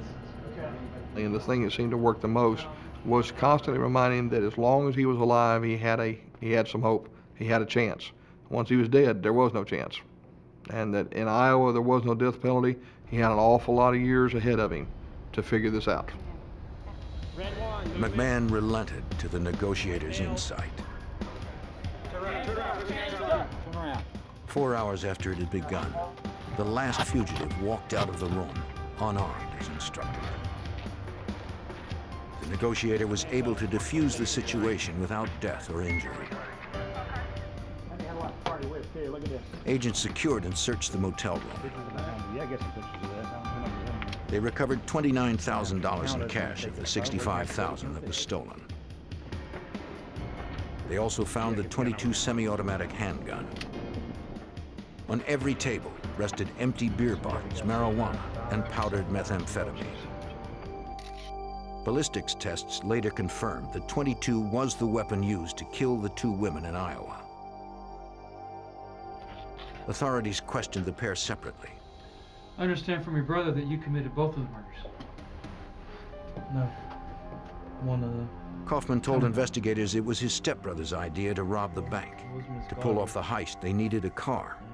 McMahon already had his eye on the first victim's pickup truck, the truck he initially wanted to use as the getaway vehicle. I think I may have left it at a different friend's house. You mind if I use your phone real quick? Mrs. Garber knew McMahon and allowed the brothers into her house. Man, just put the phone right back down, please. Yeah, please. Look, I've got money in the house. You don't Shut up, need to, man. you don't Just need sit to. down right there. Just sit down. Just sit down! You don't Once need to. inside, Just Kaufman do it. claimed his stepbrother egged him on to kill her. Just do it. All right, do it. He wanted Mrs. Garber dead so she wouldn't report the vehicle missing.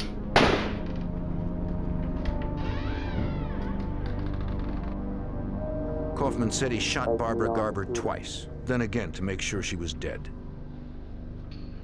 Since McMahon loved her truck so much, he wanted to keep it and steal a different vehicle to use in the robbery. McMahon decided to try another friend of his, Eileen Schultz. Hey. You remember my brother Chris, right? Hey, we're completely out of gas, so can we borrow some money? Sure, no problem. Come on in. You got some. Like Mrs. Garber, their second victim let McMahon in along with Kaufman. The pair claimed they needed money for gas. She lent them $5. That's fine. For now. Yeah. As she bent over to put a music tape on, Kaufman told investigators his stepbrother shot her in the back of the head. To make sure she was dead, McMahon shot her again between the eyes. The stepbrothers took Schultz's car keys and wallet. Over the next 3 weeks, the pair spent $36,000 on hotels, prostitutes, and drugs before they were apprehended in Pensacola, Florida. Though Iowa had no death penalty, Jamie McMahon, 22, and Christopher Kaufman, 18, faced the federal death penalty for 2 carjackings resulting in death. They faced another federal charge for bank robbery. To avoid a death sentence, the stepbrothers pled guilty to all federal and state charges. Their convictions left many unanswered questions for the people of Iowa and Mahaska County Chief Deputy Paul DeGeest. These 2 guys were as common as any 2 boys next door. I can't explain why they would go to this extent to get a vehicle and to go on vacation or just to impress a couple of girls. It's just crazy. You'd never guess that they would be the 2 type of individuals to do that, knowing their parents, knowing their backgrounds. I mean, it just didn't make sense. Jamie McMahon serves the rest of his life in Leavenworth, Kansas. Christopher Kaufman serves his time in solitary confinement in the tough supermax federal prison in Florence, Colorado. In the Midwest, a fugitive drug dealer will do anything to avoid capture. His desperate run is fueled by drugs and punctuated by gunfights. As he barrels across 2 states, local and federal authorities are determined to fight back and to stay in pursuit.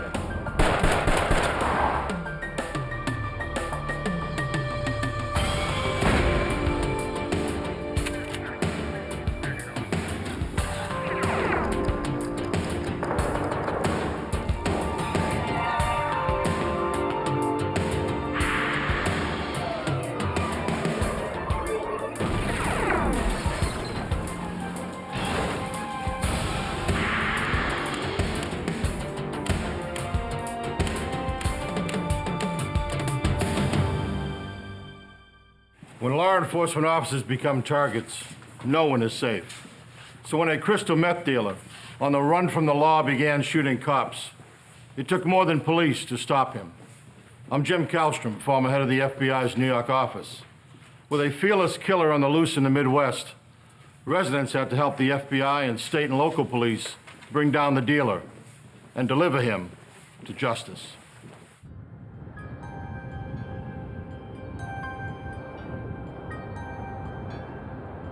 On February 2nd, 2000, on the quiet back roads of Lincoln County, Nebraska, Lincoln County Sheriff's Deputy Stan McKnight was on routine patrol when he saw a vehicle rapidly approach from behind. A maroon pickup truck sped past. McKnight spotted Texas plates on the pickup, but he could not make out the numbers. The deputy began cautious pursuit. Recent weather conditions had created black ice on the roads. Without the benefit of streetlights, the roads appeared normal, but were treacherously covered with patches of slick ice. Subject is now turning off on the side Deputy road. McKnight radioed for assistance. Please alert all available units. Several Nebraska State Patrol troopers mobilized to try to intercept the pickup. Whoever was in the truck seemed to have no regard for his own safety. Since the roads were free of other traffic and no one else was in danger, McKnight decided high-speed pursuit was not worth the risk. It appeared as though he knew the area that he was in, and due to the fact that he would take more chances and drive faster than I would, he was able to disappear. Eventually, the truck vanished into the night. I had called in for assistance from the department and all the deputies and state troopers that are working, and we combed the whole area and looking for that vehicle, and it was to no avail. Nebraska police issued a be on the lookout bulletin for the maroon pickup with Texas plates. But that night, no one spotted the vehicle or its driver. A week later, and 40 miles away in North Platte, Nebraska, deputies responded to a call from a farmer. He hadn't used his barn in years. So the farmer was surprised to discover someone had been working there recently, leaving a strange workplace behind. The deputies found chemicals and other items available in farm supply stores. They'd often seen this combination of materials in the area before. They were the ingredients needed to make methamphetamine, an illegal drug. A powerful stimulant, meth is also known as crank or speed. It's easy to make with materials commonly found on farms. In recent years, the Midwestern countryside has seen an epidemic of methamphetamine production, according to Lincoln County, Nebraska Sheriff's Corporal Casey Nelms. Methamphetamine labs are a problem because it's such a rural area, a lot of abandoned farmhouses, farmsteads where people don't live anymore, gives opportunity for these people to go in and manufacture this drug pretty much undetected. The drug is addictive and extremely dangerous. Users feel a temporary high, then intense paranoia and a craving for more. Most users become aggressive and desperate. When meth labs pop up in an area, violent crime follows. During their search of the meth lab in the North Platte barn, deputies found several pieces of mail. They were addressed to Charles Moses Jr. of Nocona, Texas. Deputies contacted Texas authorities asking for information on Moses. They received photos of Moses and learned there were warrants for his arrest for the theft of several firearms. Nebraska investigators also learned Moses drove a maroon pickup truck with Texas plates. The make and model of the truck matched the description of the one that had evaded Deputy McKnight only a week earlier. If Charles Moses was manufacturing methamphetamine, there was a good chance he was using it too. That might explain why Moses drove so recklessly on the night of the chase. The people that use this become very paranoid. They have no pain threshold. Sometimes they're up for days, and they're just a real problem. They're hard to handle. During their rounds in the tightly knit communities in the area, police showed the photo of Moses and asked if anyone had noticed an outsider fitting his description. Some residents reported seeing him in the past. We were pretty sure that he was in the area. But no one had seen him in several days, and Moses had no local address. At 11 p.m. on February 12, 2000, a week after the meth lab was discovered, Lincoln County Corporal Casey Nelms was about to start his shift. As was his routine, he picked up a cup of coffee before hitting the road. But that night would prove to be anything but routine. Through the window, Nelms spotted a vehicle that matched the description of Charles Moses's pickup truck. Have a good night. You too. But he needed to get a look at the driver. When he got out of the pickup, he resembled the individual that we were looking for.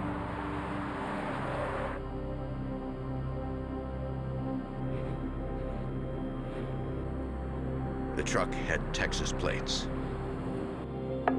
7-16, 1089. Nelms headed out to check the man's ID.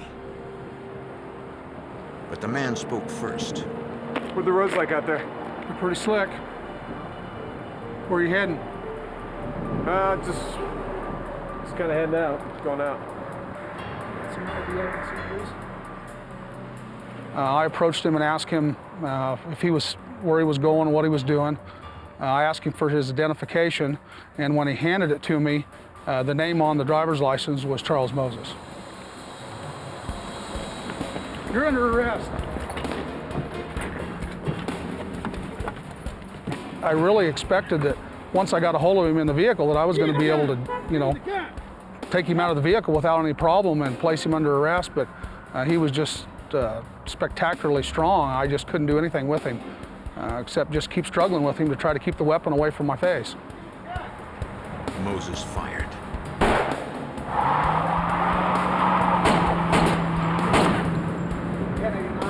Cars parking lot, shots fired. I was pretty sure 2 of my rounds hit. The second round I saw it hit the back of the cab, and the third round it also hit the back of the cab. Nelms tried to follow Moses, but the fugitive drove with the recklessness of a man on methamphetamine and disappeared.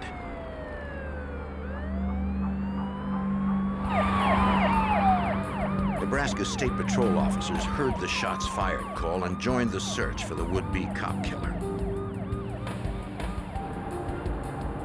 Lincoln County Sheriff's Deputy Stan McKnight, who had chased the maroon truck before, heard about the pursuit on the radio. He needed to position himself in a place where he was likely to intercept Moses. There's an area that's commonly called the correction line. It's an area where I could see the best I thought possible 3 different roads intersecting that area. And that was the middle one. I could watch a mile behind me, that one, and a mile in front of me. McKnight waited in the dark, hoping he was in the right place. After about 10 or 15 minutes of sitting there, a vehicle did come from the west at the very road intersection that I was at. And as they got right to the front of my vehicle, I turned my headlights on and I saw the vehicle that was the same identical vehicle that I'd seen less than 2 weeks before. He was traveling in excess of 70 to 80 miles an hour, and being nighttime conditions, it was hard to see him, and he was out of distance me quite rapidly. Deputy McKnight tried to maintain a visual of the pickup truck. But the vehicle seemed to disappear yet again. McKnight changed tactics. At that point, he had pretty much, got ahead of me. At the same time, I had to slow down and check driveways and intersecting road intersections to make sure he hadn't turned off on me. Then the deputy saw a vehicle's brake lights in the distance. It was idling at an empty the intersection. Deputy McKnight called for backup. Moses had already fired at one officer. It was too dangerous for the deputy to advance alone. He waited for the backup officers. Before they came, Moses made his move. One bullet entered Stan McKnight's head. Another ripped through his hand.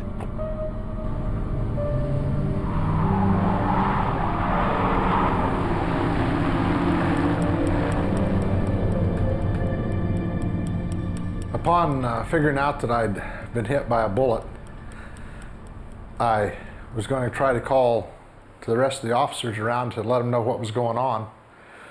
Only when I reached for the mic, I couldn't talk. My mouth was all full of blood and I was starting to choke. So I felt around and I found some napkins in the seat and I got them shoved up in my mouth to make the blood go out, and I got it spit out, and then I could talk and let them know that I'd been hit and that the subject had went on to the left and was going to be chasing him. Despite his injuries, Deputy McKnight was not going to give up his pursuit.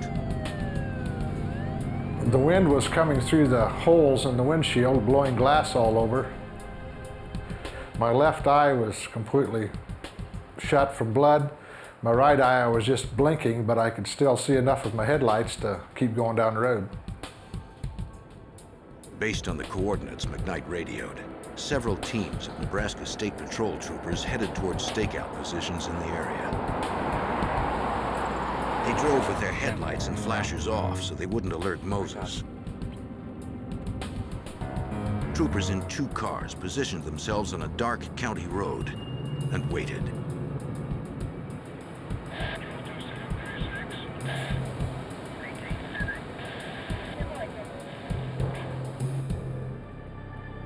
Minutes later, headlights appeared.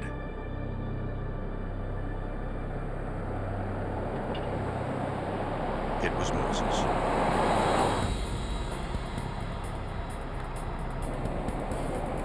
One of the troopers spotted a gun.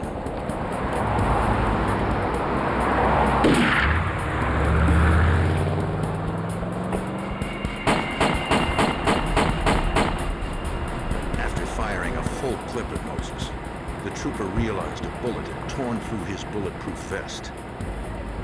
He was losing blood fast. The chest wound appeared to be life-threatening. They called for an ambulance from a hospital dozens of miles away.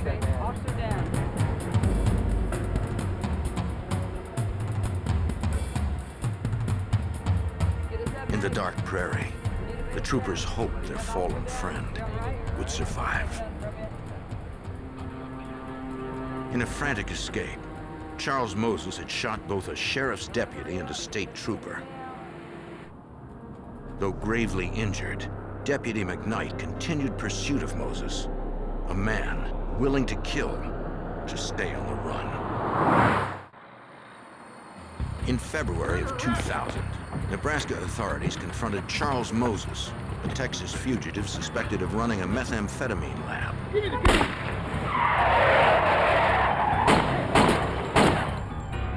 Escaping, he led police on a high-speed chase, shooting one deputy in the head and a state trooper in the chest before vanishing into the night. Paramedics stabilized the wounded trooper, then transported him to the nearest emergency room. Helping to process the crime scene was Nebraska State Patrol Sergeant Lynn Williams. We secured the area, and then our major concern was obviously the gathering of evidence. So we collected the trooper's service pistol, his duty and gun belt, spent shell casings that were still at the scene. We took 35mm photographs, videotaped the scene. Moses had fired several bullets, One struck the cruiser's reflective seal, perhaps the only thing visible on the dark prairie. The bullet had passed through the door of the trooper's patrol car, had struck the trooper in the abdomen, piercing his bulletproof vest, as well as traveling through his body. To get through that much protection, the gun Moses used against police had to be a powerful one. It was obvious that this was a high-powered rifle. We were looking for some sort of an assault rifle, something large bore, high-powered. The state police brought the spent rifle slugs to their ballistics lab for analysis. Technicians there examined the size, weight, and metal composition of the slugs. They determined they were high-velocity rounds, most likely fired from a 7.62 SKS military assault rifle. Deadly weaponry designed for trained military personnel, something else entirely in the hands of a criminal. After the multiple cop shooting, the FBI joined the effort to capture Moses. Special Agent Ron Raywald took the call at the normally quiet North Platte, Nebraska FBI resident agency. Our caseload primarily is in the area of white-collar crime, and it's not very common that we get called in to assist in investigations of violent criminal activity. Agent Raywald gathered information to obtain an unlawful flight to avoid prosecution warrant against Moses. In this particular case, we anticipated that Moses would leave the state of Nebraska after he fled his arrest, and that the FBI could assist in locating him. Hoping to catch Moses before he left Nebraska, authorities set up a command center at a state police barracks. Officers from virtually every law enforcement agency in the state shared intelligence on Moses. Several had had run-ins with him, usually in connection with clandestine meth labs. He had a history of using abandoned farmsteads, farm places, not only for the manufacture of methamphetamine, but for hiding and living as well. So we knew that we needed to be aware of this and target those areas for a search. Hundreds of police vehicles across the state mobilized, with officers looking for any sign of Charles Moses or his maroon pickup truck. In the sprawling rural landscape, finding Moses would not be easy. Moses Jr. was last seen wearing a light-colored winter Investigators also hoped the public would assist in the search. 1995 4x4 pickup truck with Media bulletins urged citizens to avoid Moses and to call the police if they spotted him. information, call the special tip line. In the small town of Dickens, Nebraska, 30 miles south of where the two officers were shot, a young farmer found tire tracks leading to a garage. His parents' car was usually inside. Instead, there was a maroon pickup truck. His parents' car was gone. Recognizing the truck from media reports, the farmer called police. The Nebraska State Patrol confirmed that the truck belonged to Charles Moses and that officers had hit the vehicle when returning fire. The license plate that we were looking for was still displayed on the truck, which was registered to Mr. Moses. It had evidence that it had been shot at with a firearm. The bullet holes were in the back portion of the cab. They had shattered the back window of the cab. Some had lodged in the dash of the cab, and some had passed out through the front windshield. Make sure you get this wheel. Investigators also found evidence the suspect was wounded by at least one of the many shots fired at the vehicle. We located human blood in the cab, the interior of the pickup. That led us to believe that possibly when the Lincoln County deputy had fired at Moses early on during the incident, that possibly he had been struck. But if Moses was injured, he had the perfect drug to stay alert, pain-free and aggressive, to keep running without sleep. there was a tremendous amount of paraphernalia located in his pickup that deals with cooking or the manufacture of methamphetamine. He virtually had a lab present in the back of the truck. Investigators also found survivalist gear, police radios, and weapons in the truck. What they didn't find was the high-powered assault rifle Moses used to shoot 2 police officers. An hour after the pickup was found, and 60 miles northwest in Ogallala, Nebraska, the Nebraska State Patrol responded to a call from a man who said he was an acquaintance of Charles Moses. He was in a car? I was wondering about you. I haven't seen you for a while. The man said he had seen Moses 15 minutes earlier. Moses spoke to him at a truck stop. He was in a car that matched the description of the vehicle missing from the Dickens farm. So listen. While they talked, Moses heard a radio bulletin that said police were looking for the vehicle. If you see this vehicle, call state I gotta police get out of here, immediately. He panicked and took off. The man said he had waited 15 minutes to call police because he was afraid at first. The dangerous fugitive knew where his family lived. Police worried Moses would change vehicles again to throw them off his trail.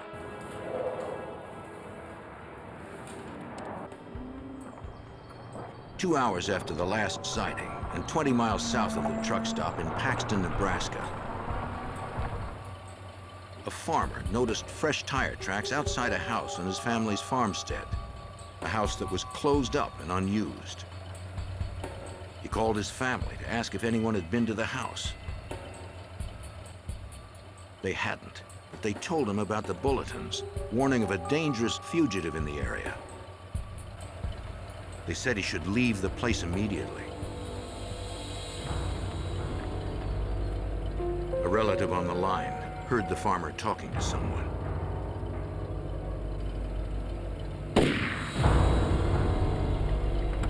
The police would soon learn that Charles Moses had just claimed his first murder victim.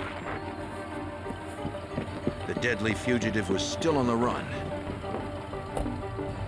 now more desperate than ever.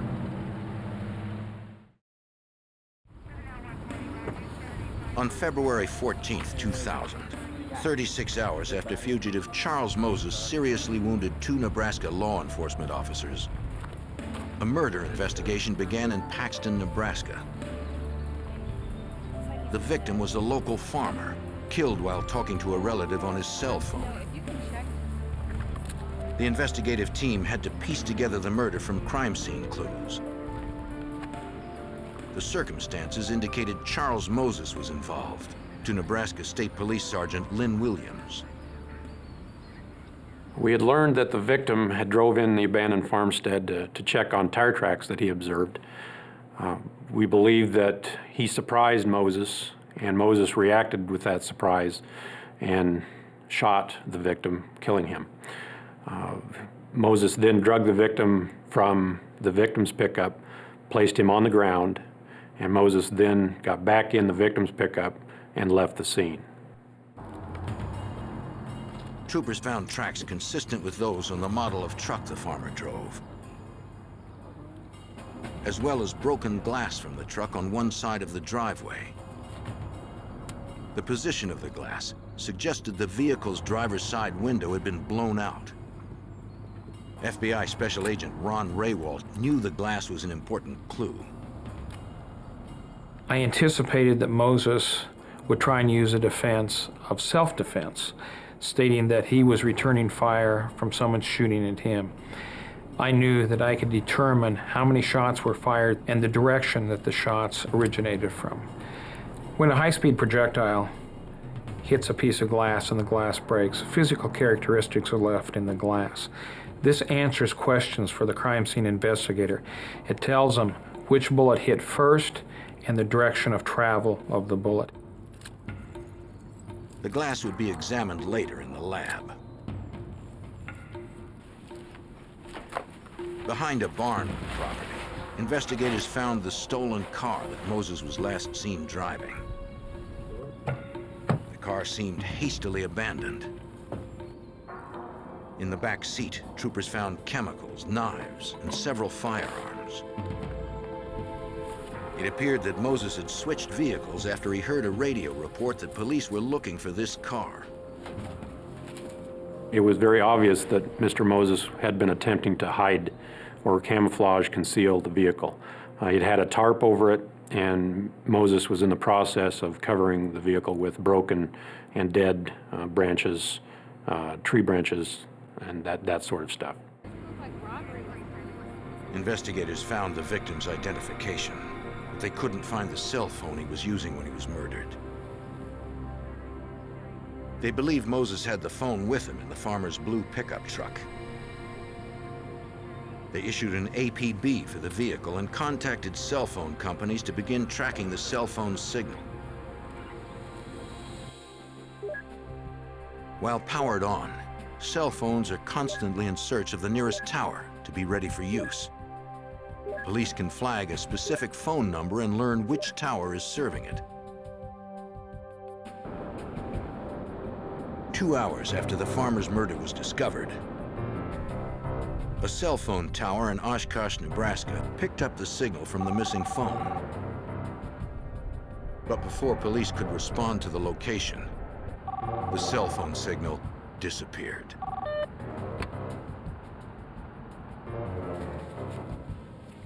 The FBI also studied the glass fragments from the farmstead crime scene.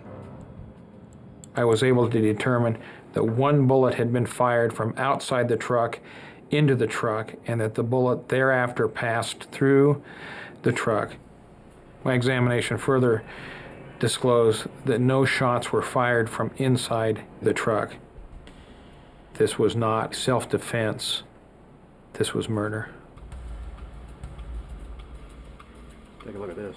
With the farmer's murder and the theft of his pickup truck, the FBI issued another federal warrant against Charles Moses. The facts of the case had changed significantly, and I was able to change the warrant application process to charge Mr. Moses with the federal carjacking statute with a homicide. Lock their doors. With Charles Moses crisscrossing the state, armed and out of control, Nebraska Governor Mike Johans held a news conference to warn the public. This is a situation that we need to get through. Police are seeking Charles Moses. It was clear the fugitive was ready to kill civilians to get what he wanted. He's considered armed and dangerous.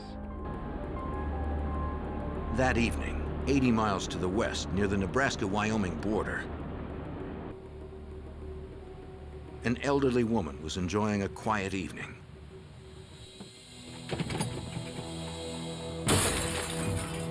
She heard someone breaking in through a door.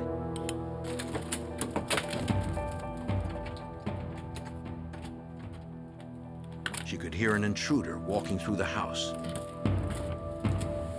then approaching her bedroom. It was too late to escape, so she did her best to hide. The evening news had said Moses killed the last resident he surprised.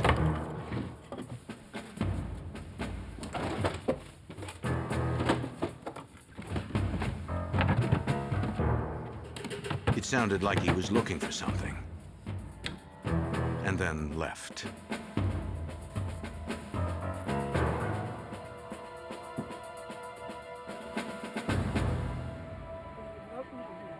The woman was unharmed and called police from a neighbor's house. She explained that she never saw the man's face. But deputies from the Scottsbluff, Nebraska Sheriff's Department found tire tracks consistent with those on the pickup truck stolen from the murdered farmer. They also recovered automotive glass near the left tire track. Its position suggested it came from the driver's side window. The window investigators believe Moses shot out while killing the farmer.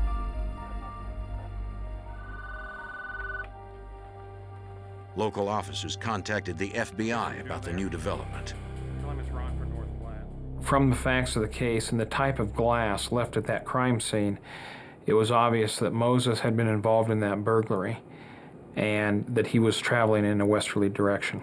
Moses, and we got his physical description. With Charles Moses believed to be near Nebraska's western border, the FBI notified Wyoming law agencies that a killer might be headed their way. The small town of Lusk, Wyoming, is 20 miles from the Nebraska border.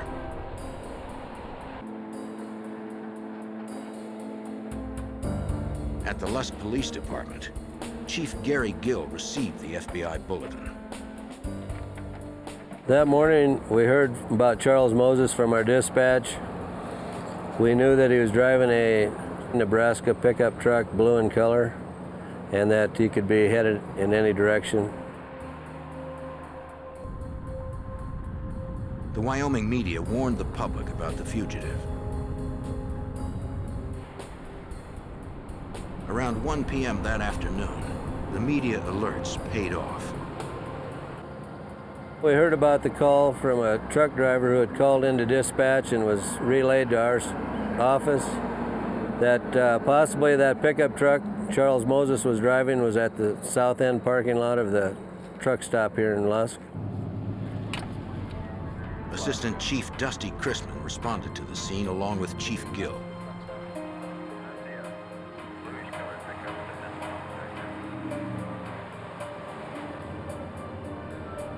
Several vehicles in the parking lot fit the description.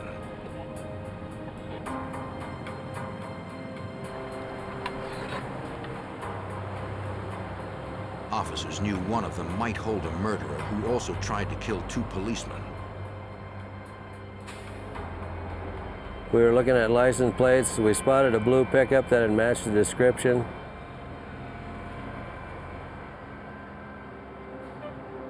The plates matched.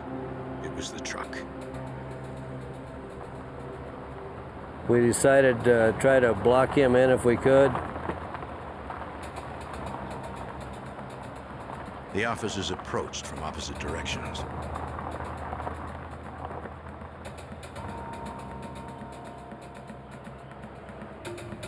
Someone was inside, but the officers couldn't tell if it was Moses. The truck's driver's side window appeared to be missing.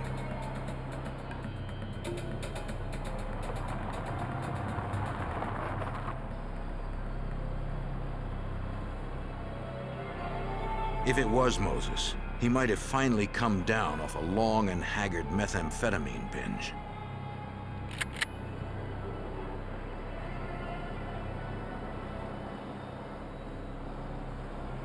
Chief Gill called for backup and waited for more units to arrive. This would be the vehicle I think we're looking for. Then, the driver woke up. He's waking up, he's gonna take off. But Assistant Chief Chrisman couldn't risk firing because from his perspective, he did not get a good enough look to be absolutely sure it was Moses. It meant another chase. Our biggest fears during the chase is when Moses turned onto Main Street and headed north. We knew he was going to be traveling through our business district and more than likely a high rate of speed. And also the fear of maybe losing him once he got through the city limits and headed north on Highway 85. Weeks after Charles Moses' violent spree began, law enforcement once again had him in their sights. After eluding Nebraska authorities and the FBI, suspected murderer Charles Moses had crossed into Lusk, Wyoming. Lusk police were in pursuit. But Moses had a lead on him and never hesitated for a moment. Mr. Moses finally got away from us off Highway 85 onto our ranch road. The road was very rutted up. Our small vehicles with two-wheel drive could not keep up with him in four-wheel drive in the pickup he had. He went down to a ranch place and across a old dam and up into the pastures through fences and things where we couldn't chase him. Authorities lost him again. So Lusk police teamed with the Niobrara County Sheriff's Department. Sheriff Samuel Reed helped devise a 10-mile perimeter to contain Moses. The perimeter was a very large area. We were fortunate in one way. It sat kind of in the middle of three major highways, and we had another county road that dissected it basically in the middle. But they couldn't rush in. We were unsure what his actions were going to be, so we stayed back away, knowing that he had a high-powered rifle. Every law enforcement officer in the area, including fish and game wardens, manned roadblocks to look for Moses and warned travelers to stay away from him. They also met with residents living in the 10-mile perimeter, asking them to stay vigilant and call police at the first sign of any suspicious activity. I had a very deep concern that if we did not apprehend Moses before it got dark, that we would have a terrible, terrible time finding him. I knew the ranch people that were there. I was very, very concerned for their safety of him entering the house at gunpoint, taking them hostage and shooting them and taking a vehicle and leaving the area. All right, thanks, sir. Although Moses was somewhere within the 10-mile perimeter, the terrain made it too dangerous for deputies to go in on foot. Without body armor and tactical training, they would be vulnerable to ambush or a sniper attack. For officers to go in there would have been extremely difficult. There are a lot of deep draws, pine trees, ravines that he could get down in. It would have been very, very, very difficult to go in there and find him. Thanks.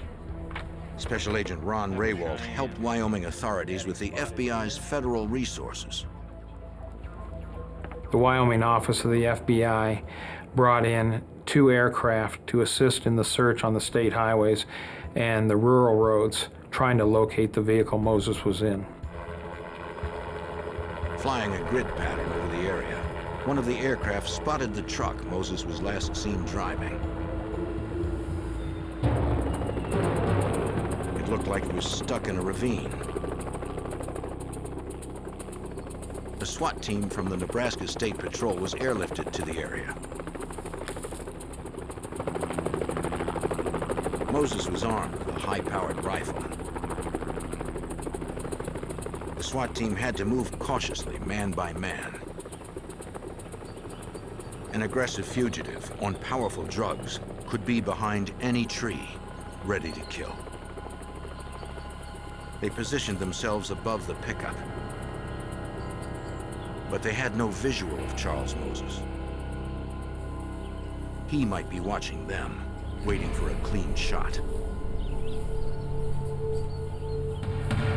They had to start their search from the truck. To stun and distract anyone near it, they fired a flashbang percussion grenade.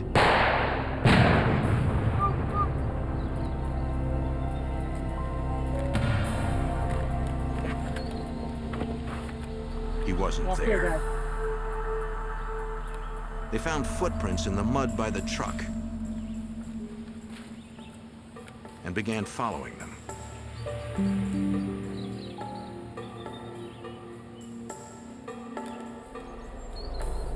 But in the trees, the trail went cold.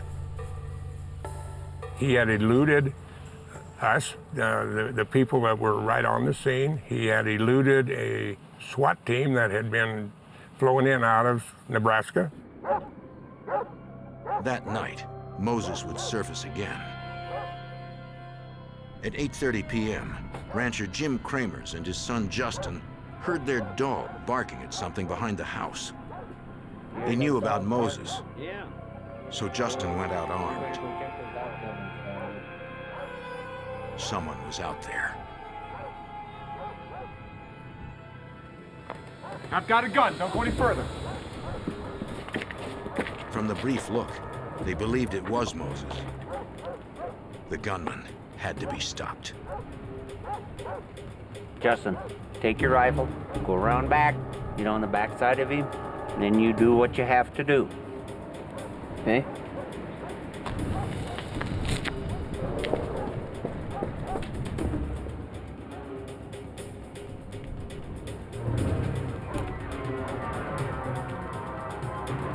Kramers was unarmed, in a standoff with a desperate fugitive who had never hesitated to use violence. The rancher had a plan and hoped it would work. In eastern Wyoming, a rancher and his son found fugitive Charles Moses on their property.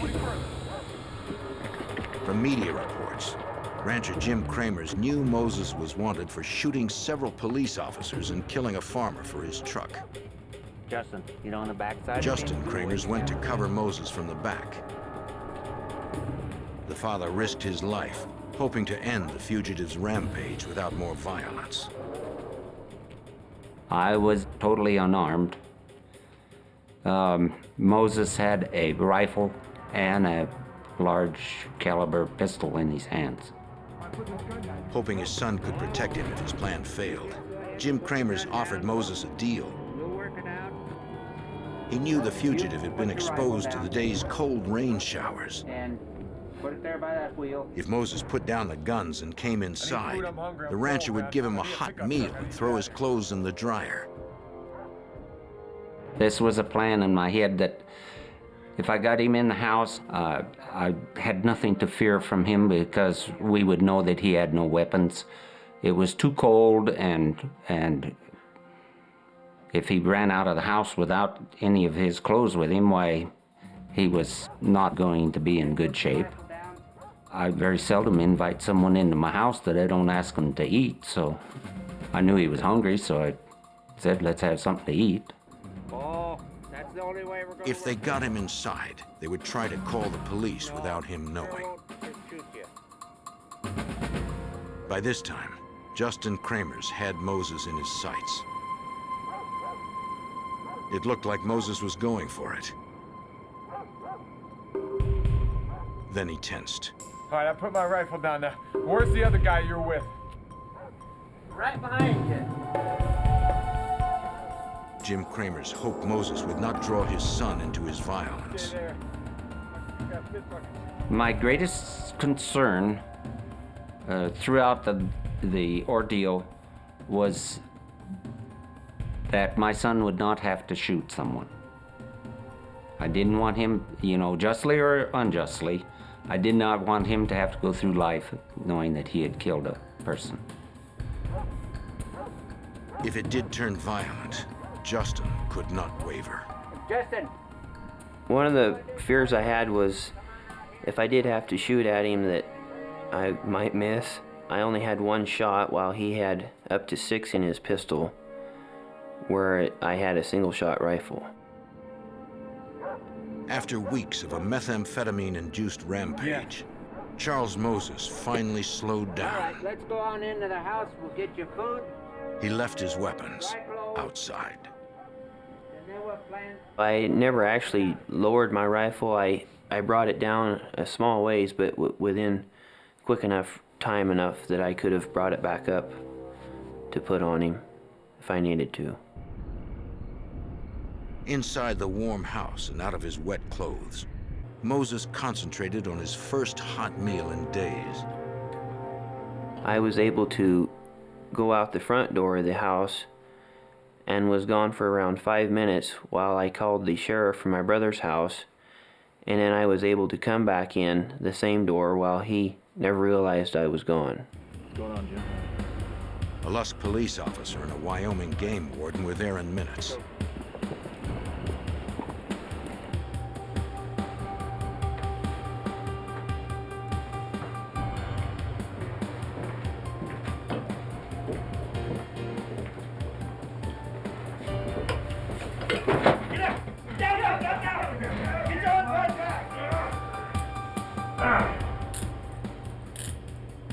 Because of the Kramers' plan, the wild, deadly fugitive had nothing to fight with.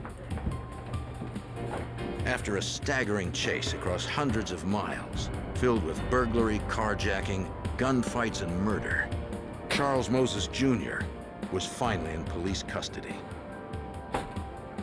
As they theorized, Moses had been wounded by Nebraska deputies. Come on. At a Cheyenne, Wyoming hospital, Moses was treated for a bullet wound to his shoulder, dehydration, and exhaustion. The drugs he had taken, and the police, relentlessly on his trail, had run him into the ground. FBI Special Agent Ron Raywalt arranged for Moses to be transported back to Nebraska.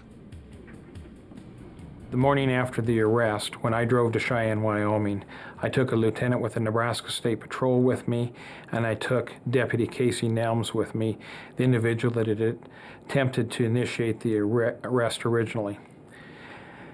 The purpose of taking these two individuals with me was so that when I returned to Nebraska with Moses, both individuals could effect the respective warrants that they were carrying.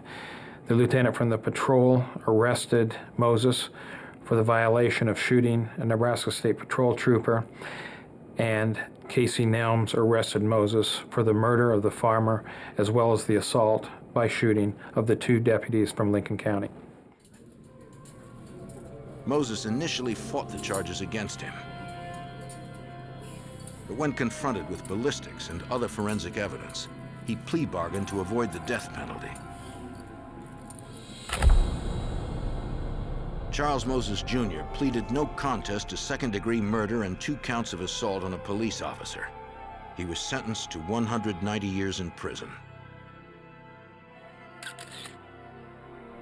The state trooper Moses shot returned to light duty in June of 2000. Moses had also shot Lincoln County Sheriff's Deputy Stan McKnight in the head and hand.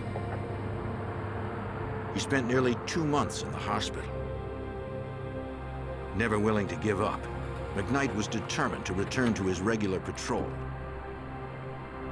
I had to go back for several different operations, with a total of 9 operations and 23 months of continuing therapy. After the doctors had stated that they had done all that they could for me, I was checked and we went through all the physical dexterity, and I was able to go back to work and maintain and do what I was doing before. Methamphetamine has become the biggest drug problem in the Midwest. Law enforcement there are dedicated to fight it, whatever the cost.